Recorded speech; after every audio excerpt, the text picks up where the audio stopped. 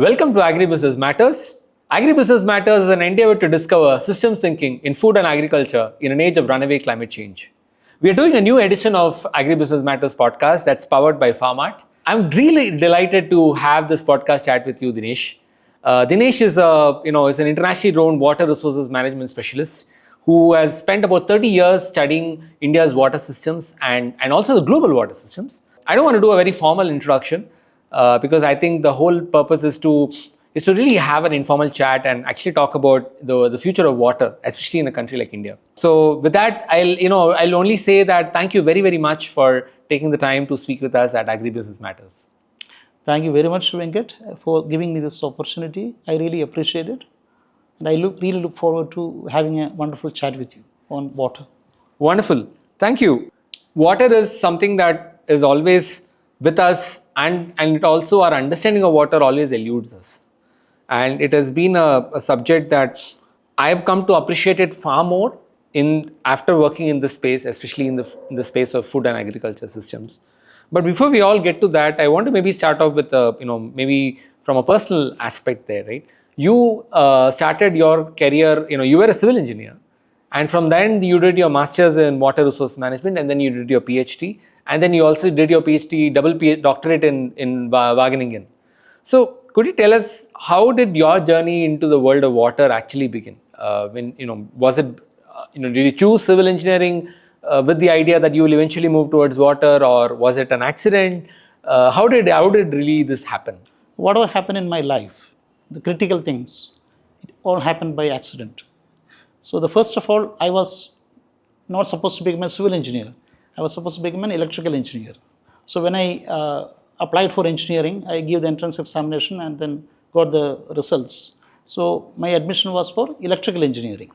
2 weeks passed in the classrooms. I was not very excited about this subject. So luckily, what happened after 2 weeks, there was a notification from the principal saying that the few people who want to move to other branches, they have the opportunity. So I got the opportunity to move to civil engineering. So I thought civil engineering would be a better choice for me. Then I switched to civil engineering. So I became a civil engineer. In 1988, I finished my engineering graduation from Palakkad Engineering College in Kerala, NSS Engineering College in Palakkad.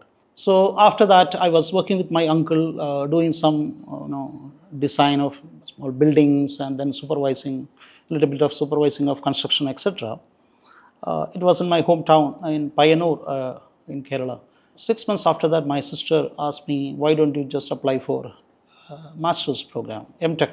I said, I don't have money. So then she asked me, so how much you need? I said, 200 rupees. That's the fee that you have to pay for entrance examination. So I got the money from my sister. Then I applied, and then I was not very sure that I would crack it. So I got a good gate score that time, but then I was very keen to move out of Kerala looking for a job because that was financial pressure. So 89, I went to Gujarat. One of my relatives called me there saying that there are a lot of opportunities in this state. So why don't you come to Gujarat? So I went to Ahmedabad. I was looking for a job, but then I didn't find the remuneration very attractive. So luckily, within 4 months of arriving or moving to Ahmedabad, I got this GATE results, a score, a decent score. So I started applying. As a coincidence, the first the letter for admission interview, a call letter came from LD Engineering College, Ahmedabad. So I went there with some of my friends, and they took me to the college. I appeared for the interview. The first interview was for structural engineering, and I would say, I was quite qualified to get admission there, but unfortunately, it didn't happen because there was so much pressure. I don't want to get into those.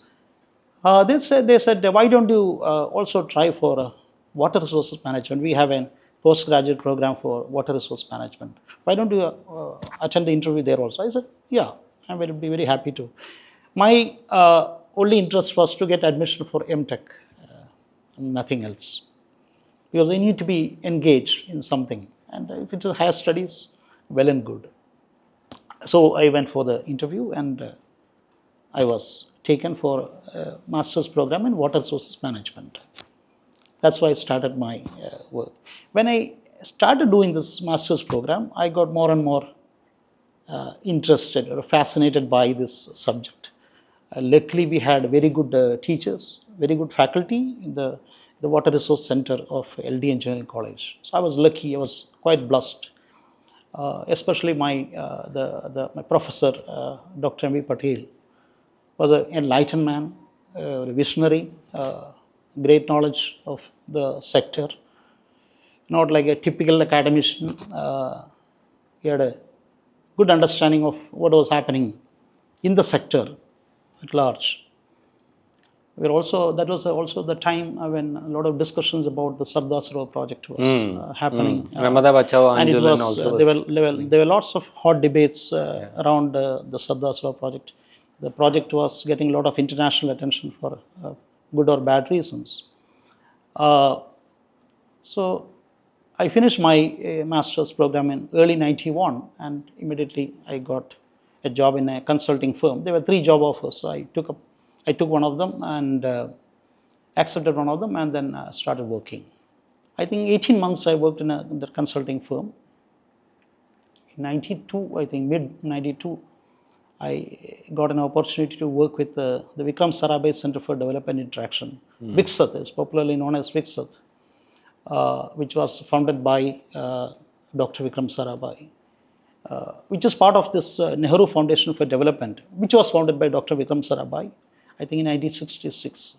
So I joined VICSAT in 1992, mid 90. I think that was a very big turning point in my life. In fact, even that interview I gave, it was in, I think, late 1991, December.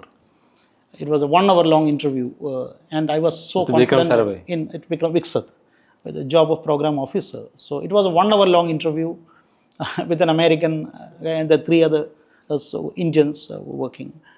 He was an expatriate consultant working with the VICSAT, appointed by the Ford Foundation. So I was very confident that I would. This was also the conference where you had also organized for the water. Yes, 93 we organized a very big conference there. So this was in late 1991, December, I believe, if I remember correctly. So I was very confident. I was very excited that I was going to join this organization. After a few days, I got a letter from VICSAT, a regret letter saying that unfortunately we are not able to offer this job to you. So I was very disappointed, because when I applied, I had this intuition that I'm going to get this job, but it didn't happen. So a few months passed. One day when I came back from my office, I saw a letter lying on the floor. I just picked up the letter, just 2 sentences. Dear Dinesh, the VICSAT position is still open. If you are interested, please come for a informal chat. Marcus Munch. So I was really thrilled. Next day I went and met him. So we had a very informal conversation, and then a few days after that I got the appointment letter. So that was a very big turning point in my career. So VICSAT gave ample opportunities to really grow. It was many things were very, very.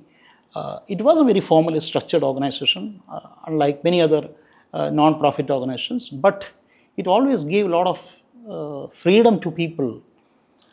I was never spoon-fed. I was never asked to do something. So every day when I go to office, I was very clear about what I should do.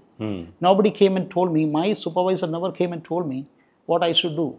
Yeah, and also the time period was also with this Sardar Sarovar would have been a very tumultuous environment also. Yes, the environment was very tumultuous. Yes, and the next campus was Sardar Patel Institute of Social and Economic Research. Professor Y.K. Alag was heading that institute, and Professor Alag was really pushing. He was globe-trotting. He was going around and going to different countries and convincing those countries about the need for a project like Sardar Sarovar in India.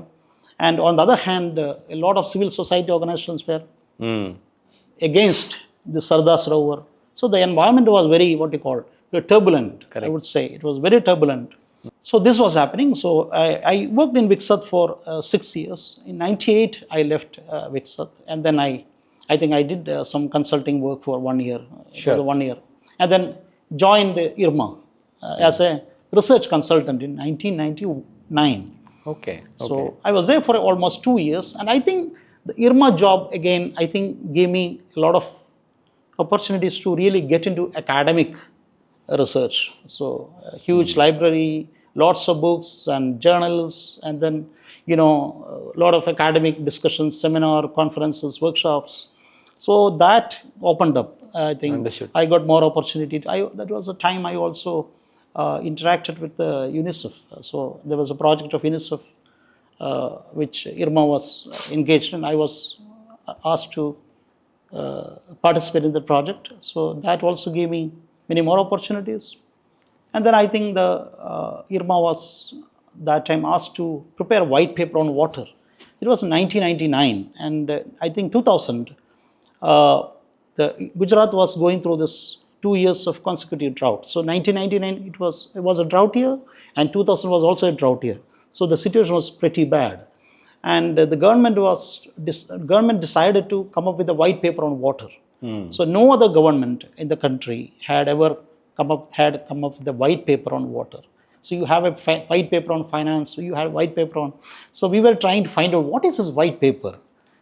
So we were asked to prepare a white paper on water, and then there were so many faculty members. I was asked by my director, Professor Katar Singh, to lead the team. I said, Okay. how can I lead it?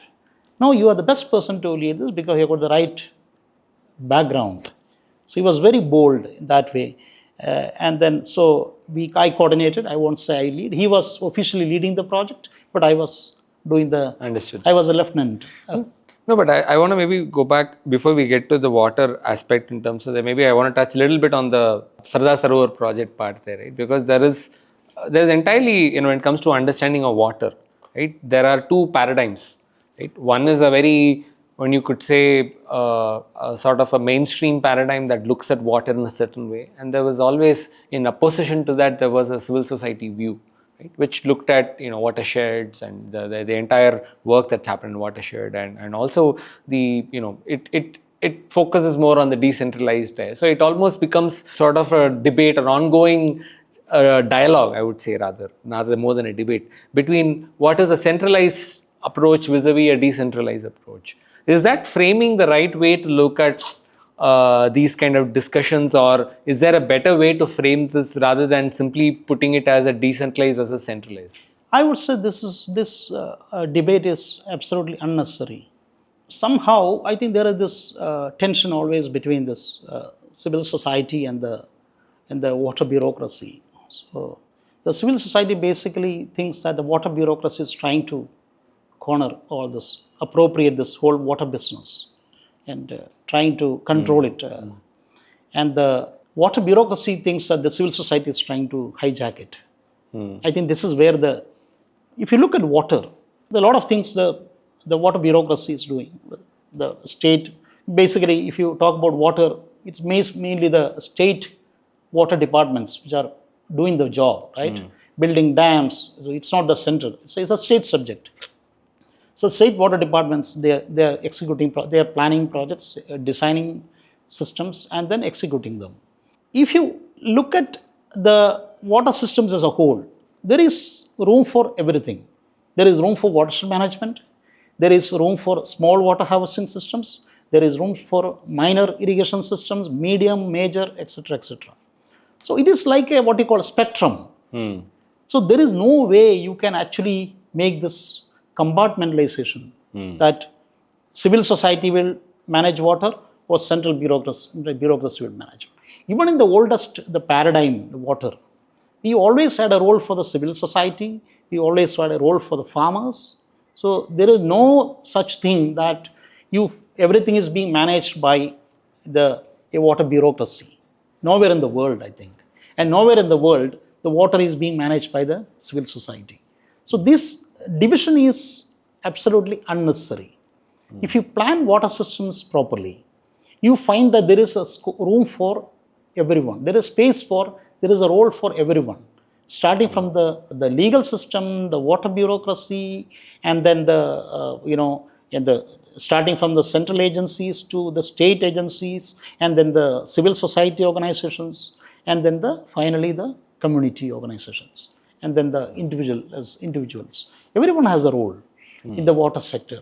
No, but everyone has a role. The question then comes as to who actually takes the final call, right? Like, because in a country like India where agriculture is increasingly getting centralized, and we are also seeing at the same time, we've had a culture of decentralized one. I mean, I was looking for which was the earliest references to irrigation systems in India, and they go back to almost to you have the older Hindu texts, and whether in terms of Chanakya's works or all of these works talk about irrigation ponds, and they talk about the local communities managing in there.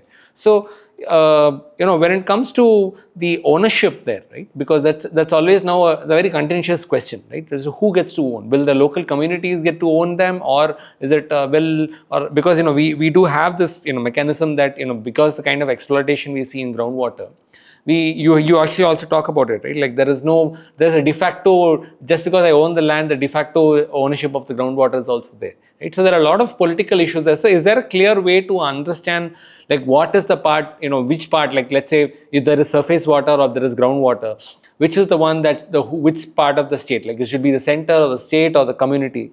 Is there some kind of a clear framework that will understand the appropriate roles? I think it depends on what kind of a system you are talking about. If it is just, let us talk about watershed management, that civil society organizations are very comfortable talking about. Even in watershed management, there is a role for the state. The state agencies which have the technical know-how, the knowledge, resources, they have a role in planning this. If you want to do watershed management in the whole, say for Telangana, you need to identify which are the areas where we should do watershed management. It's not kind of a blanket, do watershed management in every district. Now, this is absolutely, it's a naive thinking. Yeah. Okay? So, the state agencies have a role. The district agencies have a role. So, the district agencies have to allocate the resources, how much we can do and how much resources we have, and then they have to do that. That kind of corrections. So, we have to have broader macro level planning, even for watershed management. Okay? Then you have the district agencies have to identify the right kind of organizations that can implement, whether it is a NGO or police department or or the rural development department. Who is going to implement this? Okay, who is capable of implementing it? These decisions have to be taken up, and then the organization which is assigned this job of executing or implementing this watershed program will have to work with the communities. So everyone has a role, even in watershed management program, which you always think as a micro, decentralized. There is some degree of centralization. So that centralization is not bad. Centralization, too much of centralization becomes a problem, and too much of decentralization also becomes a problem. That's why I said it's a spectrum. So you can anticipate role for everyone in this. Similarly, even for a big building of a big dam or big reservoir project, there is a role for everyone. Finally, you are going to have irrigation canal networks, and who is going to use the water? The farmers, right? So there also, how do you organize the farmers? The departments, the state water resource department, we call the erstwhile irrigation department. They don't have the capacity to go and work in the farmers in the field. So there are limited capacities. I won't say they have no capacity, but have limited capacity. So they have to involve intermediary agencies. What comes to your mind is, okay, let us catch hold of NGOs. Who will be the execution agency which can organize the farmers, who have the capacity to organize the farmers, and who's always had a good and who also have also. some good technical knowledge. Someone who has good understanding of how irrigation water flows in a canal, or water flows through a pipe, or how the whole system works. Okay, so you need to engage those intermediary organizations.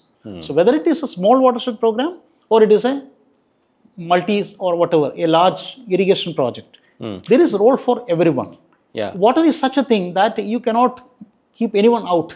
No, I really like the way you're putting it in terms of saying that even over centralization is as a problem, over decentralization is a problem. Maybe that's a point I would love to double click on that a little bit more, because we were earlier talking about the interbasin transfers, right? Like my understanding is that it will affect the local ecologies, riparian ecologies that are surrounding there, and there were a lot of studies that were documenting that also, right? So at the same time, what is the limitation of over decentralization? I have never heard this before. So I mean, I would love to, maybe if you could contrast both sides and say what are the excesses that could lead to challenges, that will really of help. First, talk about over decentralization. Now, what happened in the case of NREGA, which I have been writing about since 2010. In 2008 also, I wrote a paper, EPW, Economic and Political Weekly, titled Chasing a Mirage. It was about water harvesting and recharge. So this decentralized water management, this as a paradigm, I think it started in Gujarat. So I think with I would say, at the institutional, it was institutionalized, I think somewhere in the late 90s, where recharging dug wells in Saurashtra, how it started. Farmers recharging wells in Salonki also did. Yeah, they did. He created a big model. That was a different one. But this was institutionalized, and then government wanted to follow this pattern. So they wanted to promote the construction of check dams all over Saurashtra. Several lakhs of check dams were supposed to have been built, reported to have been built in Saurashtra. I see. So I was really getting worried about this, because as a hydrologist, I was looking at it as a hydrologist. So what it basically means in a place like Saurashtra, which is semi-arid, around 500 to 600 millimeter rainfall. Of course, that is just average, which keeps varying from year to year. In dry years, what happens? When you have these check dams upstream, and Saurashtra is one area which has got, I think, 90 plus river basins, small river basins. All these basins have dams, minor, medium, and some of them have large dams. So what happens to those dams?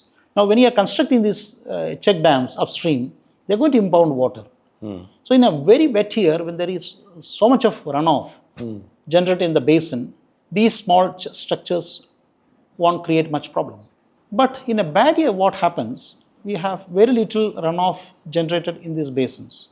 So you have these check dams built in the upper catchment of this river basins. They're going to impound that little runoff. So what happens to those big reservoirs that are built to capture this water and supply for domestic purpose for irrigation? No water will be flowing into those reservoirs. So you're actually creating this small structures which are going to stop the inflow into the reservoirs. So water which otherwise would have flown into this reservoirs now going to be captured upstream in these tiny reservoirs. Okay. The problem is, in a dry year, the temperature, the evaporation rates are pretty high even during the monsoon season. So this water in these small water bodies is going to be evaporated. So you are capturing it upstream, fine. From an equity point of view, it might make some sense to redistribute the water across the basin, but from a hydrological point of view, it doesn't make sense, because that water is not going to remain there for long. These are all very shallow reservoirs. So the evaporation rates are very high, and this water is going to be evaporated. Now, even in a wet year, I said there's going to be no problem. But in wet years, what happens? These geologically, if you look at Saurashtra region, for instance, it's hard rock. So there is too little space in the aquifer to store this water that infiltrates down. So the question is more about the hard rock part. The hard rock. Yeah. So you don't have much space in the aquifer.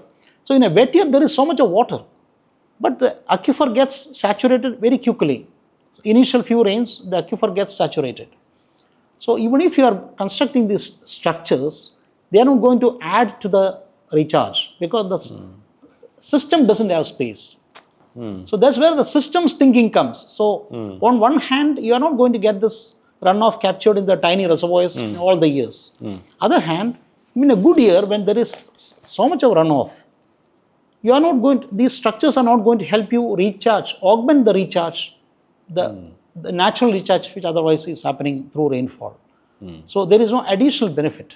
So when you have it, this kind of structures all over the country, which does not even look at the basin rainfall, the hydrology, the aquifer systems, you are really getting into big problems. There may be some areas which are actually getting benefit of this decentralized structures, but there are many, many more areas that are actually going to be adversely affected economically and also ecologically. You talked about the disadvantages of over decentralization. Over decentralization, and without any planning.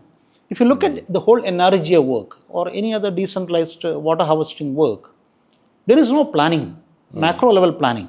Whether it is centralized or decentralized, there has to be macro level planning, complemented by, then followed by micro level planning. What does it mean? That you identify areas where such interventions are going to make a big difference in terms of improving water availability. You do proper planning there and leave out those areas where there is not much water available. What we call in hydrology, we call it uncommitted flows. Identify areas where there is a lot of uncommitted flow and leave out those areas where the flows are already committed. Godavari Basin has many dams in Maharashtra and all that. But still it has a lot of water flowing into the natural sink every year. Even in a dry year, the driest year, there is some amount of water flowing into the natural sink, and in wet years, the huge amount of flow. So the basin is open. So there is uncommitted flow. The committed flow is a flow which otherwise has to be used, will be used by those big reservoirs and the diversion systems. If you look at Sabarmati, for instance, there is too little uncommitted flow. Water flow is generated, it is committed. It's supposed to be used by the existing systems. No, I just want to, voice out what I understood so that my understanding is clear. So, are you saying that in areas where there is uncommitted one, it is better to have more check dams or even the watershed small those options and have less of them in more committed ones? Are you saying that? I'm not saying that you need to have check dams. You can have structures, whether it is check dam or the structures, but you will depend on the uncommitted No point flows. in building, whether it is a check dam or a large dam, there is no point in building a dam in a place where there is no extra runoff. In a layman's language, there is no extra water. Got it. In a normal year, I would say, normal year, because the flow keeps changing from year to year, depending on the rainfall conditions. We say a dependable flow. What is a dependable flow? The dependable flow is X amount, X million cubic meters. No point in building structures which have capacity of 1.5x or 2x. Understood. You should stop it below X. It should be below X always. Understood. That's a dependable flow. So in most of the years, so say 75% of the years, if you look at 75% dependability, 75% of the years, you're going to have more than X amount of water. So you generally build something close to X, but you don't create structures which have capacity exceeding X or 1.2x or 1.5x. Then you say it is over appropriated. The basin is over appropriated. No, you also talked about the openness of the basin, right? Open basin, yes. And closed basin. Open basin and closed basin. So that you may also want to maybe talk about that part, because I see that a lot in your papers also, right? Like in terms of even when we are dealing with basin as a unit of planning. Yes. I think many people don't understand what an open basin and closed basin is. Maybe could you like to explain that for the audience here, so that because these are not maybe a layman audience, so you may need to explain it in there. Well, now this is becoming much more what you call popular. Open basins are basins where basin is still open to further development. That's what it means. Means it still has, even after building several systems, big reservoirs or diversion systems, there is a lot of water flowing out of the basin, uncaptured. Understood. That is what it means, open basin. Closed basins are basins where any amount of extra interventions are not going to add to your water balance. Your balance sheet you are not going to get extra water. Very simple. No, the reason I'm also very interested in exploring these questions is from a systems thinking perspective, because, we were talking about the importance of systems thinking in this aspect, right? Like, because today, for instance, you would take surface water irrigation versus groundwater irrigation. You had one of your papers, you made this very interesting point that as buildings, vertical sky rises increase, the dependency on groundwater irrigation comes down. right? Which is very counterintuitive, right? Because you tend to assume that even like, I live in a gated community, and there the assumption is that when you go the higher rise, you're consuming a lot more water, or you're sucking out a lot more water from the ground. That's the common mindset there. So I want to bring this from an agricultural context there, not necessarily from an urban context, because even in there is whole lot of focus on, do you want to replenish the groundwater, or do I have more canal based infrastructure? Because there is always also this paper, there was an interesting paper that I remember reading some time back, which made this point that the central Gangetic plains, right, will the kind of extensive wheat production systems that we have, right, we will run out of groundwater by 2030. That was the prediction that was made by this paper.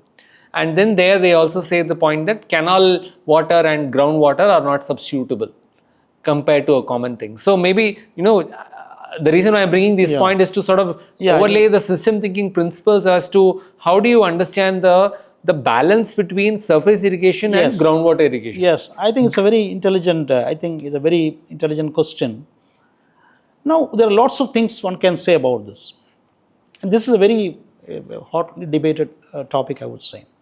Trying to make this compartmentalization again, putting groundwater and surface water in watertight compartments, and then say which is better, groundwater or surface water.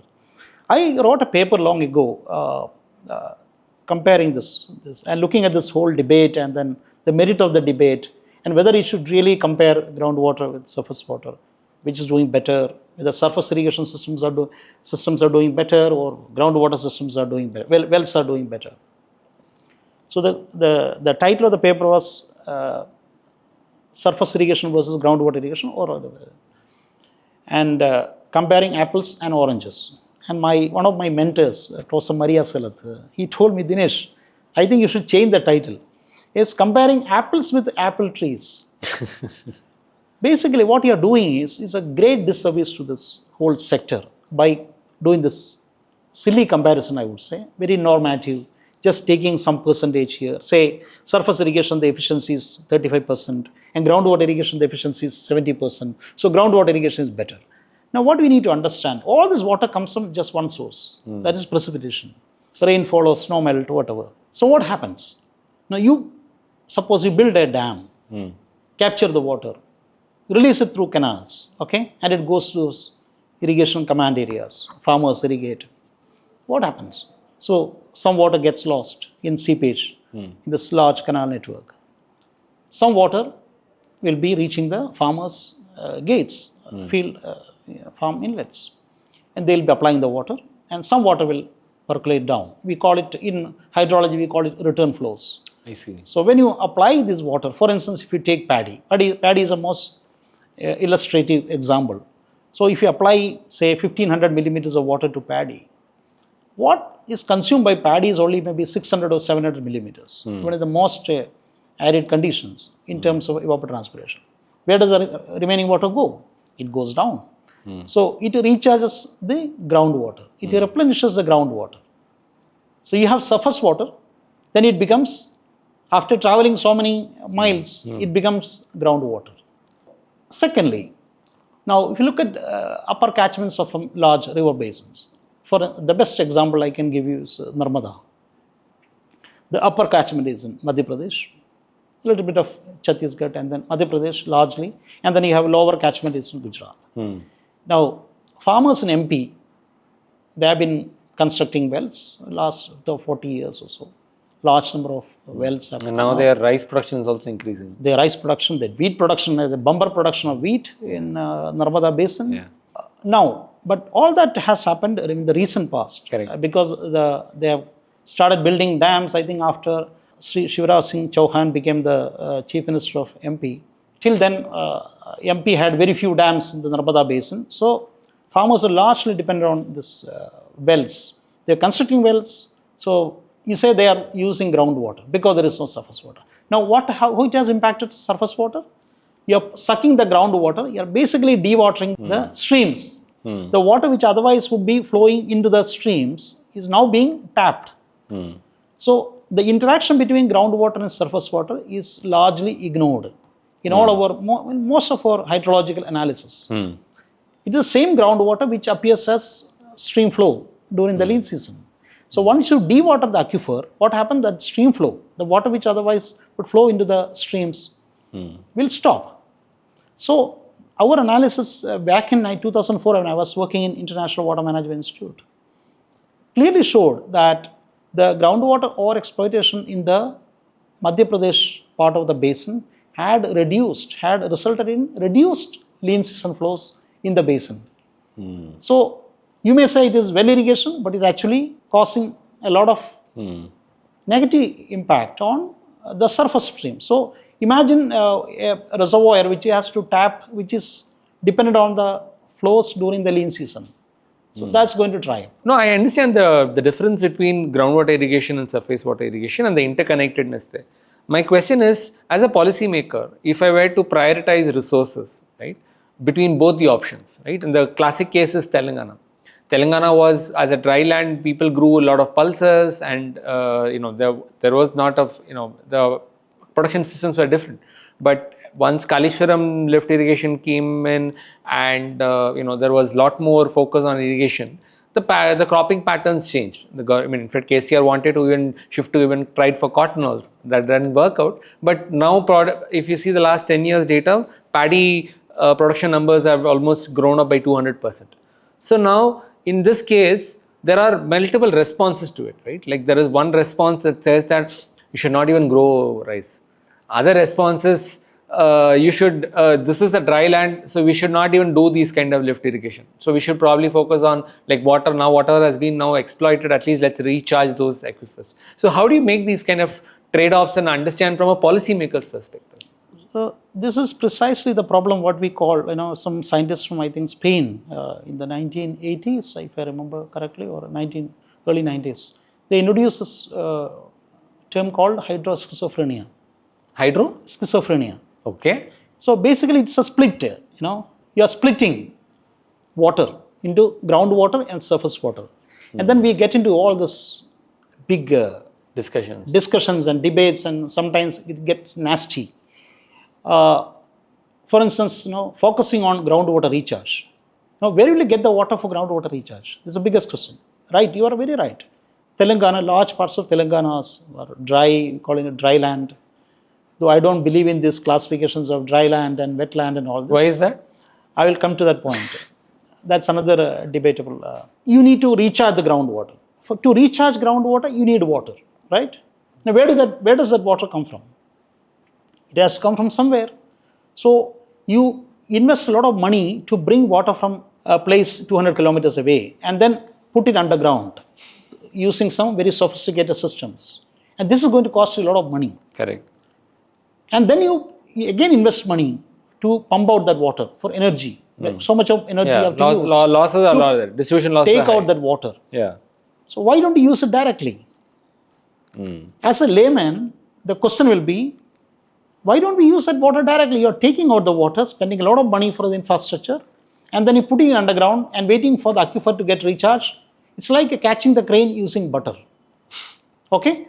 The best thing to do, strategically speaking, for a policymaker, I will really use this water, allow the farmers to put it on the surface to irrigate whichever crop they choose, or depending on whatever your choices are.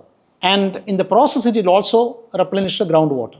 To me, that is the best solution. Understood. Yeah, now I see where you're coming from. And then this is where the policymakers have to do a lot of systems thinking. How does surface irrigation benefit groundwater? Of course, it may have some ecological problems downstream, but then you are also improving the groundwater recharge without making any special investment, separate investment for recharging the aquifer. Understood. Yeah, you don't see the binary basically. Yes. And look at replenishing it. Yes. Yeah. No, see, this is actually a good segue for me to bring to the central question that I've been wanting to ask you is the whole question of how do we understand the level of irrigation in our country, right? Ramesh Chand, when in his address, he talks about that India has reached a stage ever since Modi took charge where India has now about 55% of irrigation rate, right? And through that, the dependency on monsoon is there. And you wrote that piece as well. So how do we measure the level of irrigation progress in our country? I think we have decent statistics about irrigation. One can always question these statistics, the accuracy of this. But we definitely know the trend over the last, say, 75 years. It has steadily increased, and wherein we would say, if you want to do that compartmentalization, which I don't like, but the growth in well irrigation has been greater than of what you call canal, surface irrigation, canals and tanks. But our irrigation has steadily grown. So now it is, the gross irrigated area could be somewhere near 95 to 98 million hectares, gross irrigated area, which is very good. So the growth is remarkable. I don't think any country in the world has achieved such a dramatic improvement in the change in the irrigation landscape. Now that said, so what has happened? Now over the years, our contribution of rain-fed cultivation to overall agriculture production has significantly come down. Contribution of rain-fed crops to overall agriculture production. So irrigated crops, any crop grown under irrigated condition or rain-fed condition, if you compare, the irrigated crops give better yield. That is number one. So a crop, for instance, paddy grown in Chhattisgarh under rain-fed condition, paddy grown in the same place under irrigated condition, the second one, the later one, will get a slightly better yield. That's number one. Number two, with access to irrigation, what has happened is our cropping intensity has improved. So instead of farmer taking one crop, now farmers are taking two crops with access to irrigation. Sometimes in some places they are taking three crops type of access to irrigation. So the contribution of rain-fed crops to agriculture production has drastically reduced. But in aggregate terms, it has only increased, because the yield of the genetic yield potential has improved for many crops. So the even in aggregate terms, if you look at, even the contribution of rain-fed crops has increased steadily. But the contribution of irrigated crops to the overall agriculture output has increased at a disproportionately higher rate. So I would say around 75 to 80% of the total agricultural output in value terms could be from, anybody can challenge that, could be from irrigated crops. But then this has been misconstrued as our reduced dependence on monsoon. This is a weird or completely absurd argument. Some people have made that argument, unfortunately. Actually, what has happened, when you're building more and more irrigation systems, our dependence on rains is only increasing. We are becoming more and more exposed. Our exposure to water fluctuations in rainfall is only increasing. These are two different things. One is that agriculture production, our contribution of rain-fed farming to agriculture production. Second is the importance of rain. These are two different things. To overall agriculture production is only increasing. It will continue to, without rains, without water, you cannot have crop production, right? So now when you have irrigation systems, the irrigation systems are basically going to tap the rains. If you're building a large reservoir, that reservoir has to get its storage from where? From the precipitation in the catchment. If you're building tube the tube wells have to get water from the aquifer. And where does the aquifer get replenishment? From the precipitation. So unless you have some kind of a huge amount of fossil water, like in Saudi Arabia, where you are not dependent so much on the rains, your dependence on rain is only going to increase in a situation like India. Yes, there are a few pockets within the in the country. For instance, if you take the Ganges Basin, there you have lots of groundwater stock. Some say it's about 50 to 100 times more than the dynamic groundwater resources, the annual groundwater replenishment that you get from the rains and the snow melt. This stock of groundwater in the Ganges Basin is almost 50 times. Is it because of the alluvials? In the multi-layered aquifer, alluvial aquifer system. Alluvial aquifer systems. But then getting that water is also going to be a challenge. Prohibitively expensive. So you have to have that monsoon recharge for farmers to access the water in an affordable way. No, but I want to look at the flip side of it and also want to look at the other aspect that are underlying what you're saying, right? You have written that the categorization between irrigated and rainfed is a misnomer. Can you tell more about it? Given India's monsoon weather pattern, there are a few interesting things which were observations which are made by Professor P.R. Pisharadi, a famous climatologist who used to head physical research laboratories in Ahmedabad. I happened to meet him in the early 90s, a great scholar. He came out with a monograph on the characteristics of Indian monsoon. That was the title of that monograph, where he talked about the special characteristics. Like, if you look at a rainfall in our country, everybody knows it's 200 millimeters to 11,000 millimeters. Okay, this everybody knows. Okay, school going child. So, a student 5th or 6th standard knows this. Jaisalmer, you get around 200 millimeters, and then in Meghalaya, in the Khasi hills and all that, you get 11,000 millimeters. It ends there. Now, if you go into the details, that's what Professor Pisharadi did. Regions that receive low rainfall also experience very high variability in rainfall. For instance, even Kutch in Gujarat, the mean annual rainfall is about 350 millimeters. But the coefficient of variation, which shows that interannual, the year-to-year variation, is extremely high, about 55 to 60%. So this 350 is just a number. It has no meaning, not much relevance. Because in some years you may get 50 millimeters, some years you may get 500 millimeters or 1000 millimeters, right? So some you may get 200 millimeters. So if you take Meghalaya, very high rainfall areas of Meghalaya, that variability is very, very less. Maybe just 15 to 16%. I'm talking about the coefficient of variation. Yeah, understood. Yeah. If you come to a medium rainfall or high area, say 800 to 1000 millimeters, the coefficient of variation could be somewhere in between. So, higher the rainfall, mean annual rainfall, the coefficient of variation is lower. So, that area experiences very low interannual variability. Got it. That's reliability of the rainfall is much higher in a high rainfall area, whereas the reliability of rainfall is much lower in a low rainfall area. It should have been other way around. Correct. We would have been more happy had it been the other way around. But unfortunately, other way around, Mane, you are saying low rainfall areas do not experience high variability. Correct. You say 350 millimeters of rainfall. If you're getting the 350 millimeter every year, then there is no problem. Yeah. You can plan your crops, and then you don't have droughts, right? Then you don't have droughts. You don't get it. So those low rainfall areas witness more frequent droughts, and those very high rainfall areas, they do not experience that kind of meteorological droughts. So maybe once in 50 years it may happen, but generally those areas are water rich and they remain water rich. That's a fascinating counterintuitive point, actually. It's a very interesting point. And then he also said the same thing about rainy days. Those areas which have rainfall occurring in more rainy days have lower variability in rainy days. And those areas which receive rain in few showers, they get more variability in number of rainy days also. So, and this is a beautiful pattern when it comes to Indian monsoon.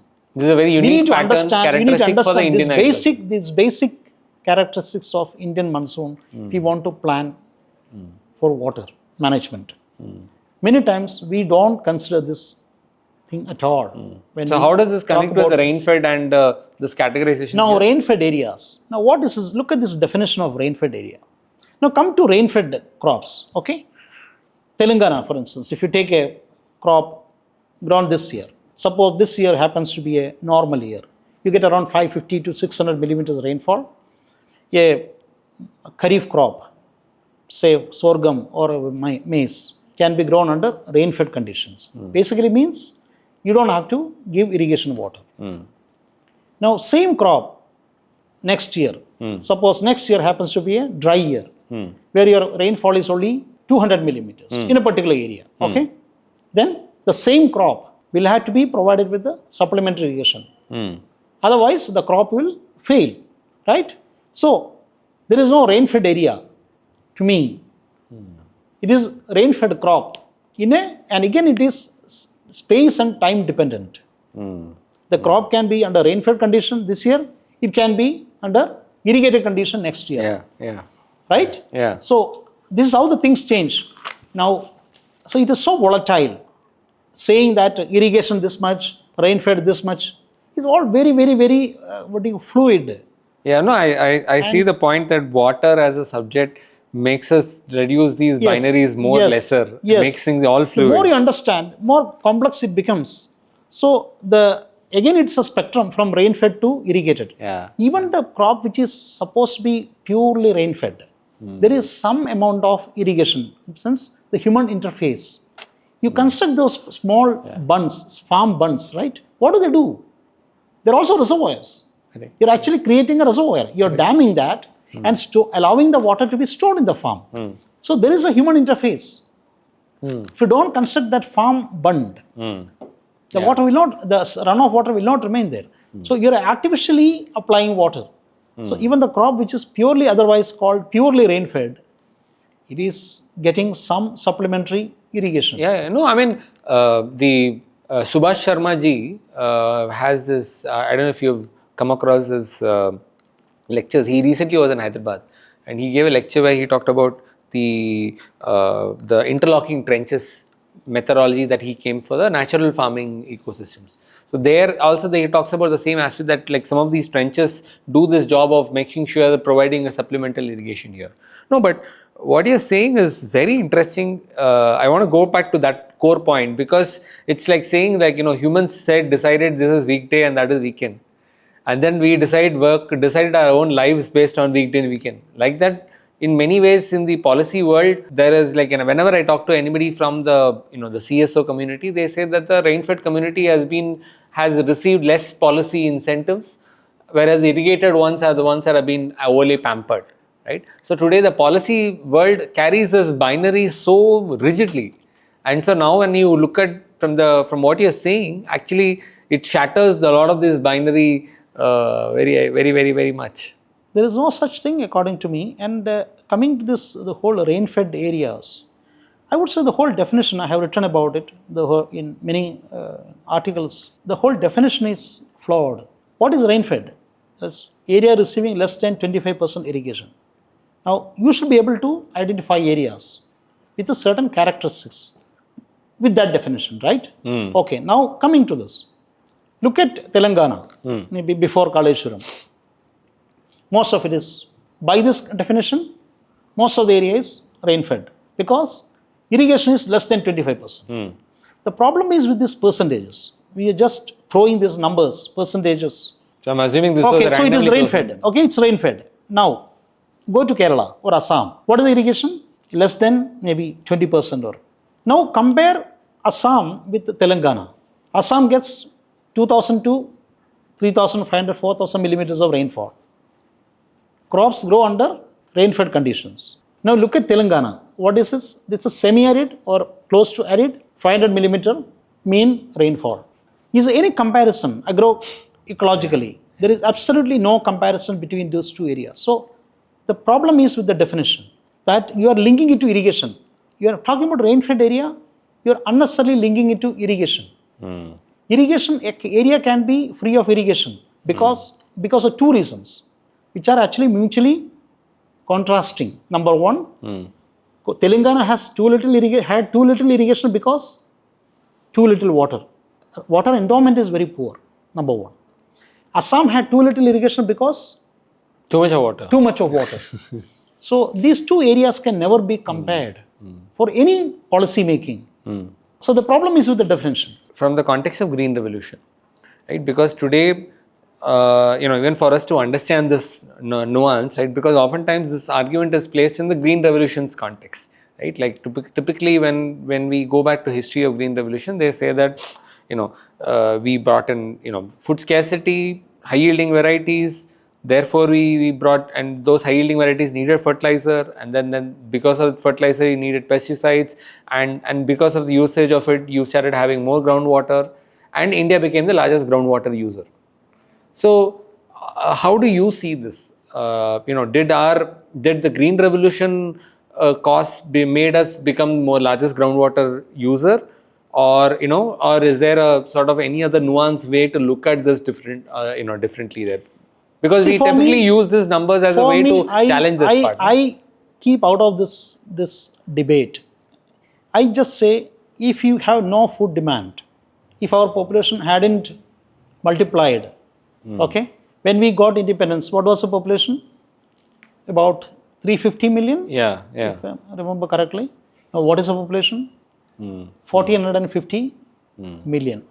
There is absolutely no comparison. That is a very simple and straightforward comparison. Our population had quadrupled. Our food consumption pattern has also changed. Yeah, from cereals we've gone towards dairy. We have and now other gone products as to well. dairy production. India is the largest in terms of, I think, Yeah, it has changed everything when it comes to water. sure. Dairy production is many places it is very water intensive. And we have written about it long ago. Our water demand had increased. So we look for water to grow crops. Our land, arable land is limited. Okay, you cannot expand that.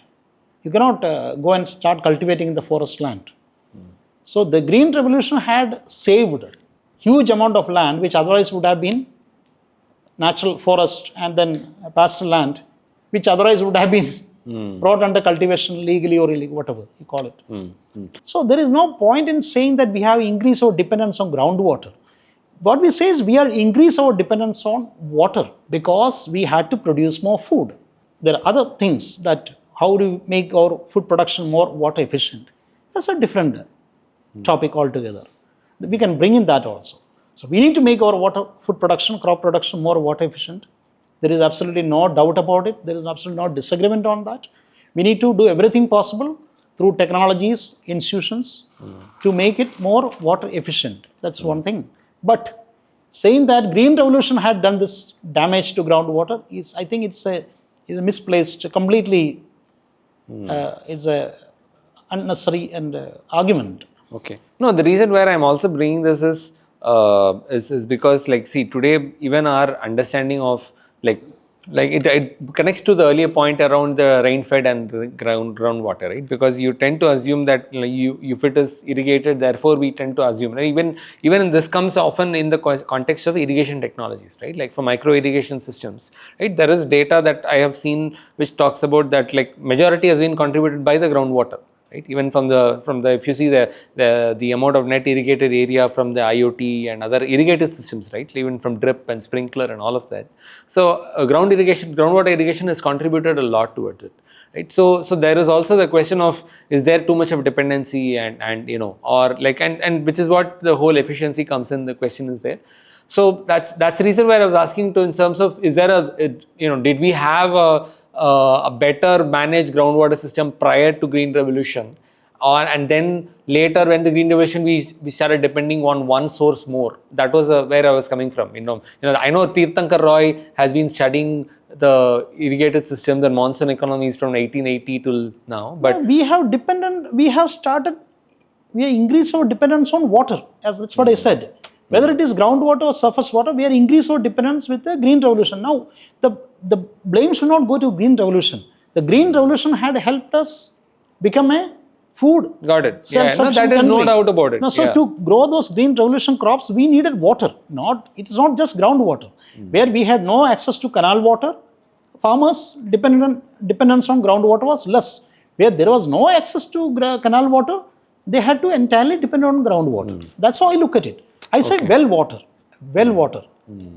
Instead of saying groundwater, water from wells. Because it is most of the water that you are seeing even in the canal command areas, the wells, it is basically the return flow from irrigation. So, No, I totally agree, and I also agree with your argument on the green revolution in terms of the expansion in population here. The question that for me is also comes in, like, given that in India right now, we talked about this earlier also, right? Like whenever somebody purchases a piece of land, the groundwater rights are de facto rights, right? And in this kind of market, in this kind of context, you have written about, whether should we go for market instruments, like, whether we want groundwater rights or do we use any water markets or of those approaches there. So how do you see those including there? Because today the policy direction is not really looking at some of those aspects, right? There are I heard from, there is an entire open network that's coming on for water right now. That is in the works in the policy levels. But other than that, we haven't been able to leverage the market instruments for groundwater, and rather the focus is largely only on the decentralized that we talked about, right? Where you improve the well dug wells and all of that. So do you foresee some kind of future for market instruments, and how do you see that? I think in every other sector we talk about the role of markets. Unfortunately, water is one sector which has been completely left out. We confuse this market instruments with privatization. That's one big problem. So the moment you start talking about markets in the water sector, people take it in a different level, and then you get into this whirlpool. This is a different. Privatization is very different from promoting markets. How? In what ways? You start with the water rights. You can have absolute ownership rights. So you can have user rights. It can be different types of. You can have just these entitlements. Which are linked to the water availability in different seasons. Quota systems. So then you promote markets. You have established rights, like what happens in land. You have land rights, but you can also do trading, right? You can sell your land, you can buy land. So there's an established market. Okay, so it's a decide. You can decide it. You can sell it for 1 year. You can sell it for 1 season, but it's all within a proper institutional regime. You have established water rights, then you can have markets. Otherwise, today what is happening? Today there are groundwater markets, informal sector. There are rich farmers drilling deep tube wells, or who are successful in getting water, even in the hard rock areas. I was in Prakasham district, 3 weeks ago. We were interviewing some farmers in the villages. One farmer I came across, he had drilled 50 bores, and he was successful in getting water from 2 of them. So what is the person going to do? He's going to sell his water and make money out of it, because he had already invested in drilling 50 bores. Just drilling, of course, he had not installed those because they failed, didn't get the water, but 2 of them were successful. So he is selling that water to farmers who are growing, say, sweet lime or lemon or other high value crops, and making money out of it. So this is informal. Nobody is stopping him. So you're but saying it's because all it's happening not formal, in the absence of established water rights. Just because he has land ownership, he can drill and then take water. So long as he cannot prove that, nobody can establish. So long as nobody can establish that his pumping is causing negative effects on others, it's very difficult to establish. So we are following the English, the common law that so if you have land, then you can have rights over the water that is underneath. So this is precisely the problem. So water markets are already existing, whether it is Kolar district or it's in Rayalaseema region, or it is in Gujarat. Water markets in Gujarat are well talked about. In Bihar it exists. No, even in exists in Bihar, it exists in UP. Yeah, in Kaveri belt I've seen this a lot. It's happening. Water cooperatives are there. But all happening in an institutional vacuum. Correct. All happening. So there is no control over the amount of water that the farmers can pump. Okay, if you are lucky, then you can get the water. If you're not lucky, then no. So it leads to multiple questions, but I'll bring the touch upon the main aspect there, right? Which we were also talking earlier, right? Is water first a social good or an economic good? How do you navigate this fundamental aspect there, right? Because I've heard people say that it's, some of the people who work in this sector say that it is first a social good, then it is an economic good, then it's an environmental good, then it is an economic good, and then finally it's a financial good. So this is the prioritization I've heard. I think this is from Viswanathan from the biome test. But how do you, and you were earlier mentioning that the social and is not really well understood. So how do you see this? I learned from some of my great mentors that water is at the same time, it's a social good, an economic good, and an environmental good. Even when you use water from a well for irrigating crops, okay, the motor is on. Now I keep visiting farms very often. The water comes out of the pump, and a boy is sitting just under that and having his shower, okay, with the chilled water. So, and then the water goes to the farm. When the boy is taking shower in that water, it's a social good. When it goes to the farm, irrigates the crops, it's an economic good because it produces. It's also a social good because it might be helping the food security of that household. But it's an economic good largely because it gives you wealth. And then if you are putting so much water there, it's also bringing down the change in the microclimate. Irrigating the parched fields. So you're bringing down the temperature. It's cooling. So it also has a microclimate, it's a moderation function. It's an environmental good. So same time, the same activity which you think is just one type of activity, it performs three functions. Water, which is taken to, you're supplying water to a village or in a city for municipal, it's a social good. It's supplied for irrigation, it's an economic good. It flows in the river, providing ecological functions, it's an environmental good. So same water is a social good, economic good, environmental good. Now coming to this public good, I think we should be very careful when we do this thing. Public good has nothing to do with these are not mutually they're not consistent. You're saying public good and social good are not mutually consistent. Classifications. Okay. Private and public. Okay. A farmer is taking water from a well. It's a private good for him. He is privatizing that resource. Okay. Because he has access to a well and he can drill a well and he is lucky to have water. So he is private. So this is private good. That water which is kept in a reservoir can be viewed as a public good. Okay. So controlled by the government. So, but then when it goes to a canal and it reaches a farmer's field, it again becomes a private good. So this classification, it has, yes, wherever it goes and how it is being used. There are two different classifications, but I think we should not mix up. One is this, what functions it has. Social function, social, economic, environmental.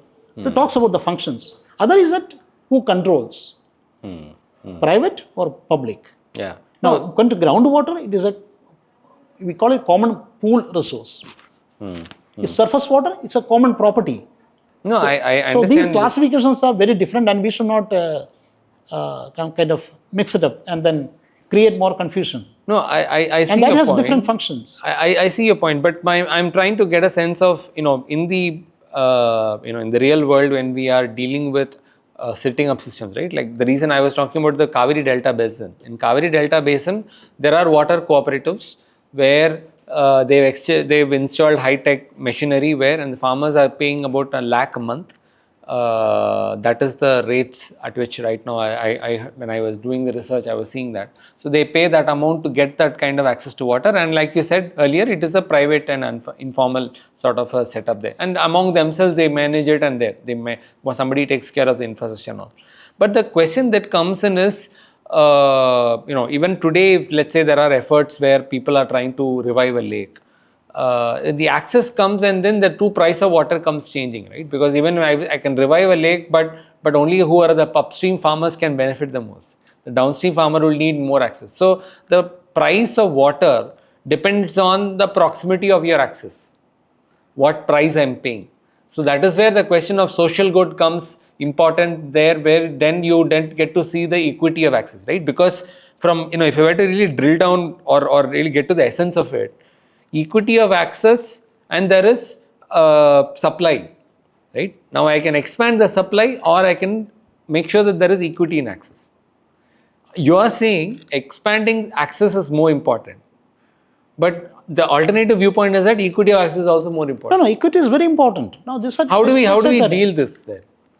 No. If you say some cases, expanding the access also enhances equity.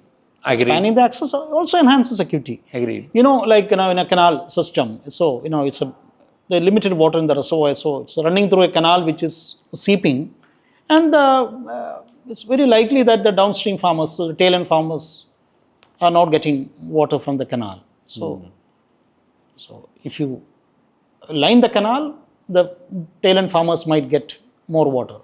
So you are improving the access, you are increasing the availability of water.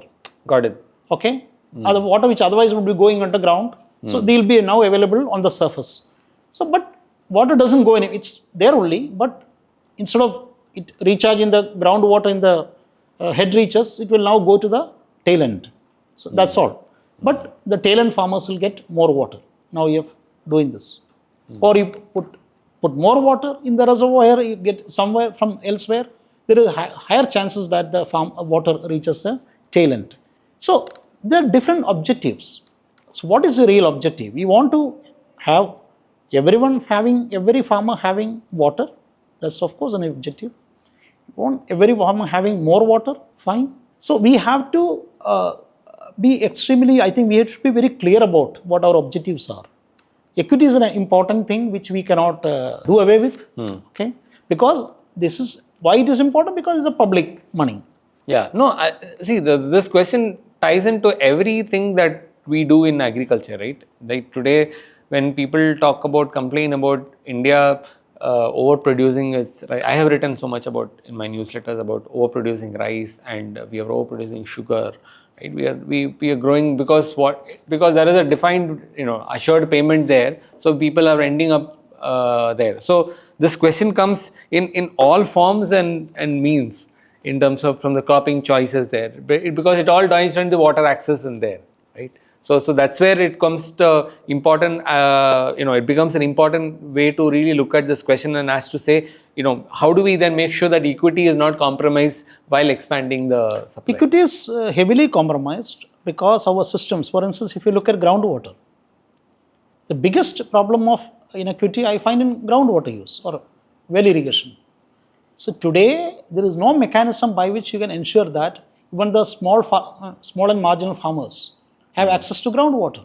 If you look at the ownership of wells in the country, it's very disturbing. Like I think around, this was old data, but around 60% of the large farmers have wells and pump sets. Only 2% of the marginal farmers have wells. Okay, so this is a very clear. I think this illustrates the problem.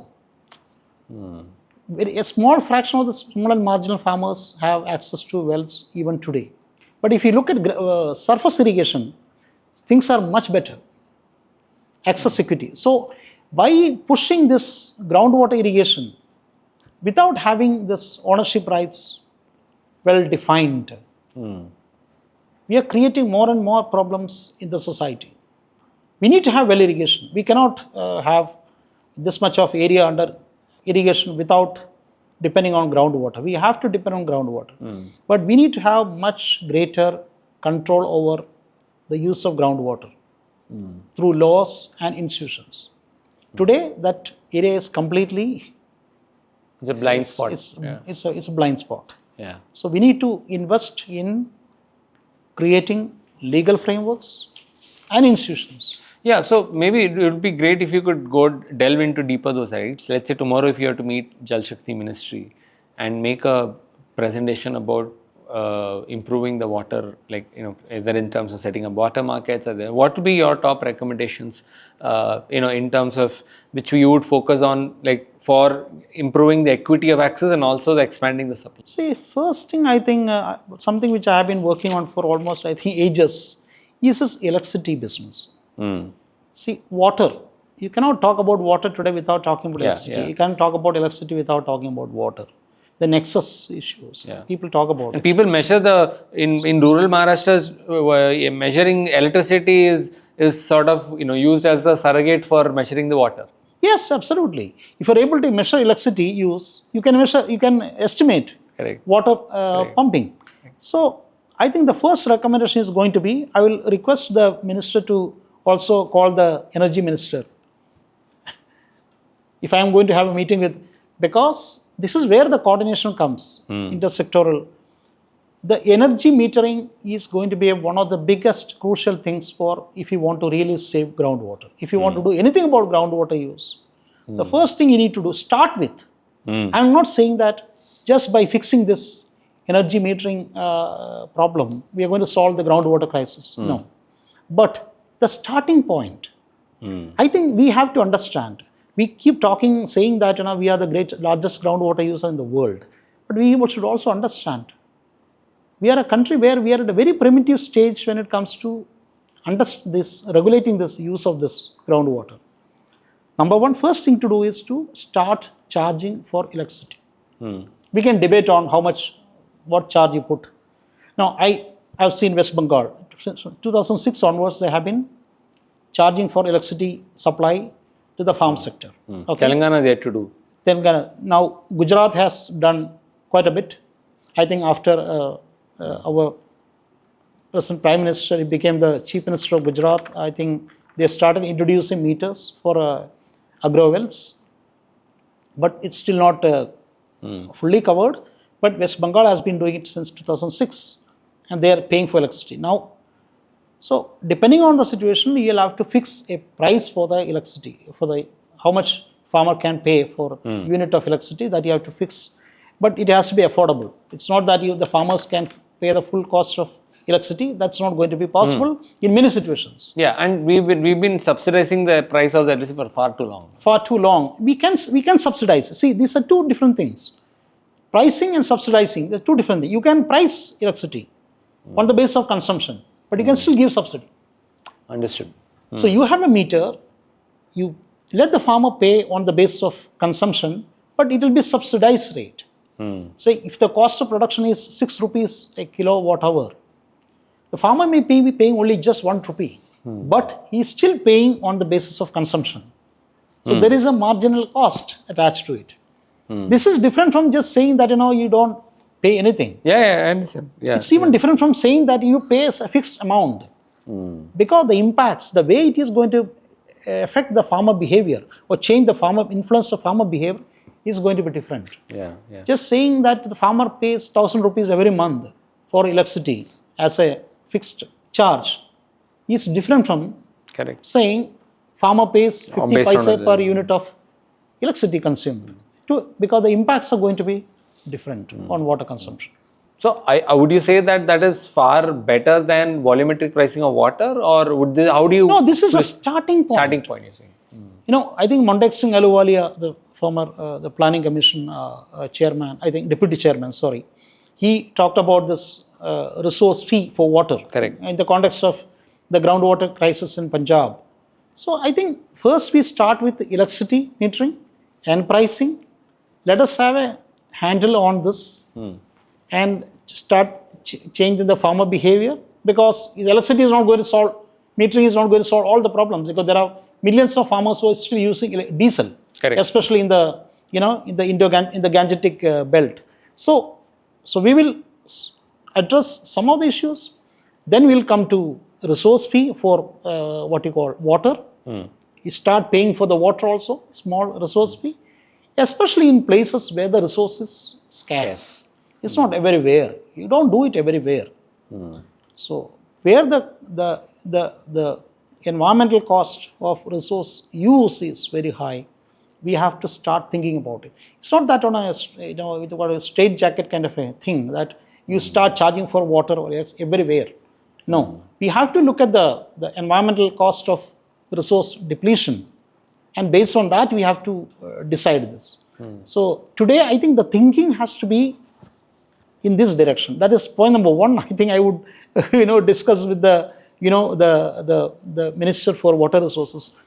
Second thing, of course, is we keep talking about the river basin as a unit for planning in our all our national water policy. Is, I think from 1987 onwards we have 3 national water policies which are already 87, 2002 and 2012. 87, 2002 and 2012. Okay. Now we had a draft national water policy which have not been implemented. So all these 3 national water policies talk about basin, taking river basin as a unit of planning. Correct. But we don't do it. Where do you have a river basin level planning for any river basin in the country? But just if I could just interrupt you for a bit, why do you say that? That's also I mean I want to bring that as a question because Basically, today, one second, yes. the question, the point is that we could also focus on the agroecology, right? In terms of today at the bi-region level also I can use that a unit as a planning, right? Why not? Why then river basin as opposed to an agroecology unit? So I don't find any conflict between these two. Okay. No. River basin planning, I am water planning. I am talking about river basin level water planning, where you decide, where you try to ascertain how much water is there in the basin. Okay? In a good year, in a bad year, whatever, you take 40 or 50 years and see how the flows and how much groundwater is there in the basin and then how much can be developed. That's what it is all about, right? And where do you build dams and where you construct, where you build the dams, where you have diversion systems, where you have check dams, where you have watershed management activities. Okay? So all these things will come up in the basin planning. And then just having a basin plan as a document, it's not going to serve any purpose. Correct. If it is going to remain in the shelf, Correct. is of no use. But how do you make it a statutory document? Like in the Murray-Darling Basin, they have this basin plan. Okay, it becomes a statutory document. So all those provinces, those states falling within the basin have to adhere to this basin plan, which is a legal, almost like a legal document.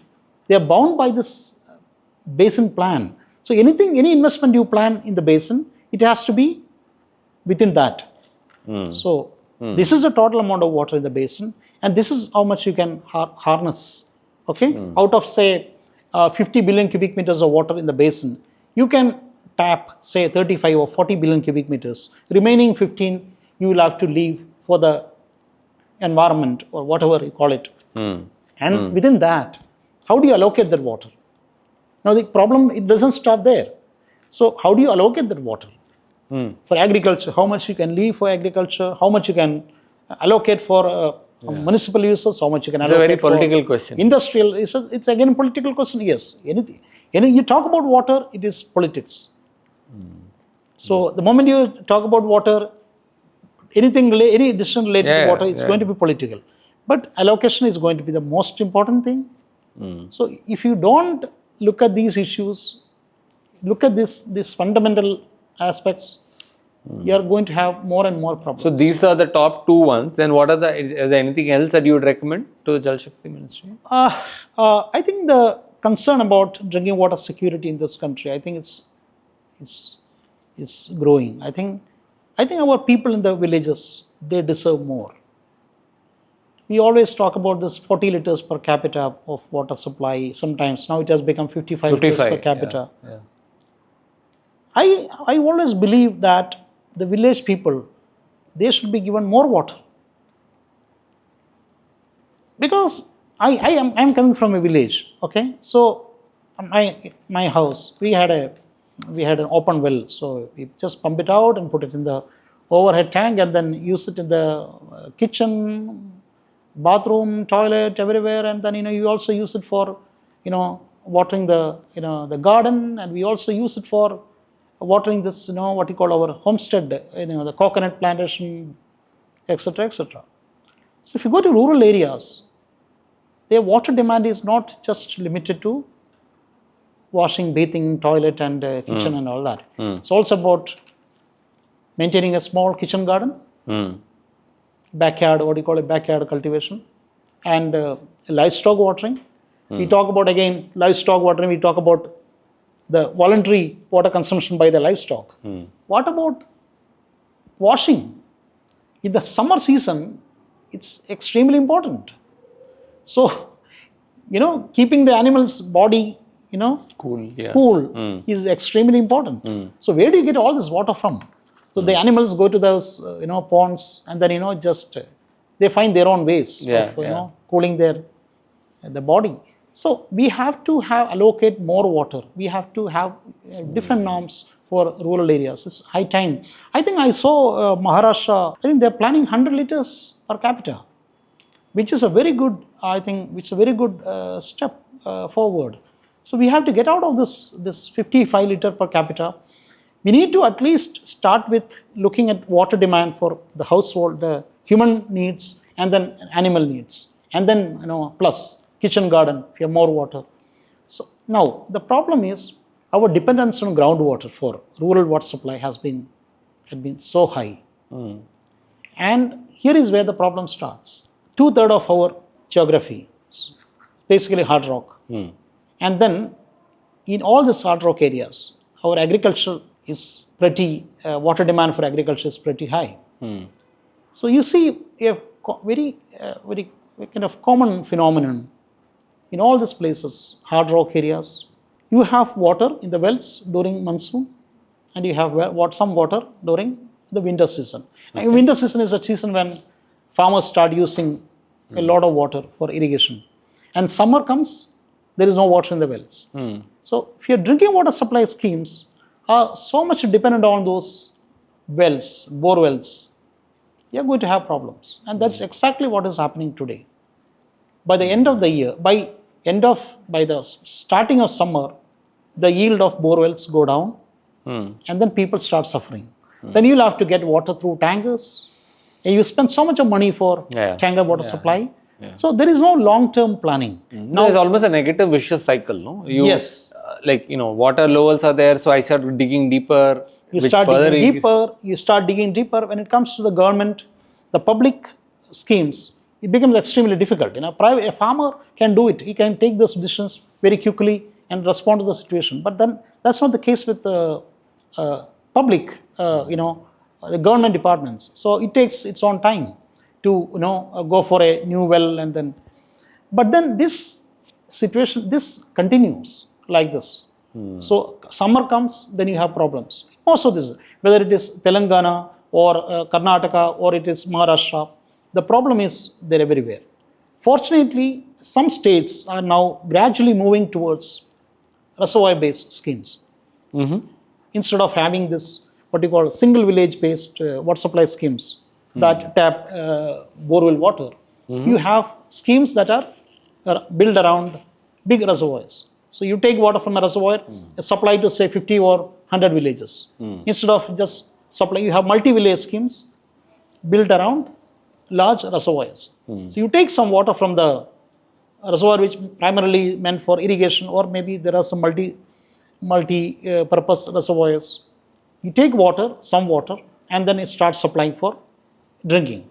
So this is one way we can ensure that there is some water, because this is in the control of the But in this also, isn't there a priority aspect of how much should I focus on for the drinking water vis-a-vis agriculture and all that kind of prioritization? How do you do that? Prioritization is already there in our water policy. National water policy talks about drinking water as a top priority need. Now, but when it comes to surface water, this can be enforced. Correct. Because this is in government control. But the problem starts when it goes to groundwater. So you don't have any control. So the some state governments have legislated to control groundwater use. How do you enforce it? The biggest challenge is in enforcing it in the rural areas. How do you enforce this? How do you make sure that the farmers leave that 10% or 20% water for domestic use? There is no way we can do that. So the best thing for the time being is to move away from groundwater-based schemes, at least in the hard rock areas. The alluvial areas, you don't have much problem because you still have water in the summer months. Also, the water level might go down a little bit, but you still have water. If you look at the Gangetic Basin, you don't have problem of water. There's a problem of water quality in some places. Definitely, you have problem of nitrates.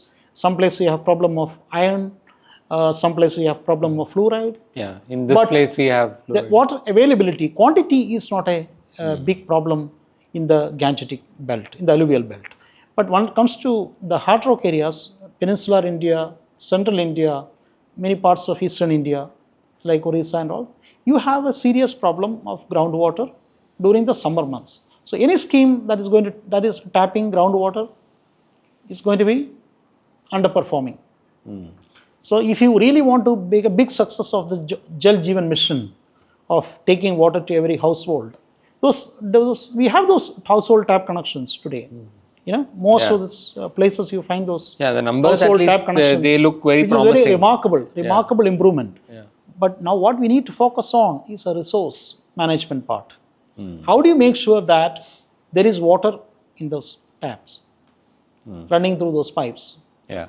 So the resource part, we have to ensure we have the basic minimum quantity of water earmarked for water supply. Unfortunately, all those big reservoirs are under the control of the water resource department, not the rural water supply department. I don't know of any state public health engineering department or water supply department owning reservoirs. Why is that so? All those investments were made by the irrigation department. We always thought that we can get this water from through hand pumps and then bore wells or deep tube wells. Today the situation has changed so much. The pressure on irrigation, the pressure from irrigation sector has increased so much that there is no way we can make sure that the basic minimum amount of water is there in the aquifer for drinking purpose. No, I mean just today morning I saw this report about that ORA region. The water levels are now coming down significantly in this region out there. So I think that is also in Hyderabad and many places this is becoming a. But this is a problem almost everywhere, and there's hardly any city where you have the plenty of. I think the only city which I know about is Jodhpur, where the groundwater levels are rising. And what is the reason? The reason is that Jodhpur is now getting water from Indira Gandhi Canal. So the people of Jodhpur have stopped using the groundwater, which again has lots of problems of quality, it's like high salinity, fluoride and all that. So for last so many years, they have been getting water. This imported water comes from the IGNP. So because your groundwater withdrawal has stopped, and then there is maybe some amount of recharge also happening because of this water wastage. But primarily because the groundwater draft pumping has stopped, the water levels are coming up. It's a very localized phenomenon. But the rest of the places, you find this, we call it in geohydrology, we call it cone of depression. Huge cones of depression develop around cities because of excessive pumping. Yeah, so in that case, I want to bring this focus back to the agriculture part a little bit more deeply here, right? Because, we all have ideas. Modi is talking about Viksit Bharat and Viksit Krishi, Viksit Bharat by 2047. So, we haven't talked about the food security part of it, right? Because in your papers, you make this very interesting point about that differentiating between food insecurity and the water dependency, right? Separating that, right? So, from a food security perspective, what are the key areas that we haven't paid attention to? That is one area, one question I would really like to maybe explore that with you. I won't say we haven't paid much attention. I think maybe the nutritional part, the nutrition security part. I think we have food secure now. Now we can always debate on this access inequity issues. There are, but I think largely we are food secure. The problem is with the nutrition security. Now, nutrition security is also related to, linked to there are cultural issues. I hope you understand. Many places, people don't eat, meat. People don't eat fish. People don't eat eggs. And now, even places where, people eat all this, the food is much more diversified. You find the kind of food cereals that we eat, by non-nutritional value. For instance, this polished rice that we are eating in Telangana, I read somewhere, and it came also in newspapers, based on some studies, the nutrition value of the rice is 0. Which is quite alarming. So how do you get, you are producing enough food. How do you make sure the food that we are getting in the plate has nutritional value? Now, one can always say that nutrition can come from other sources as well.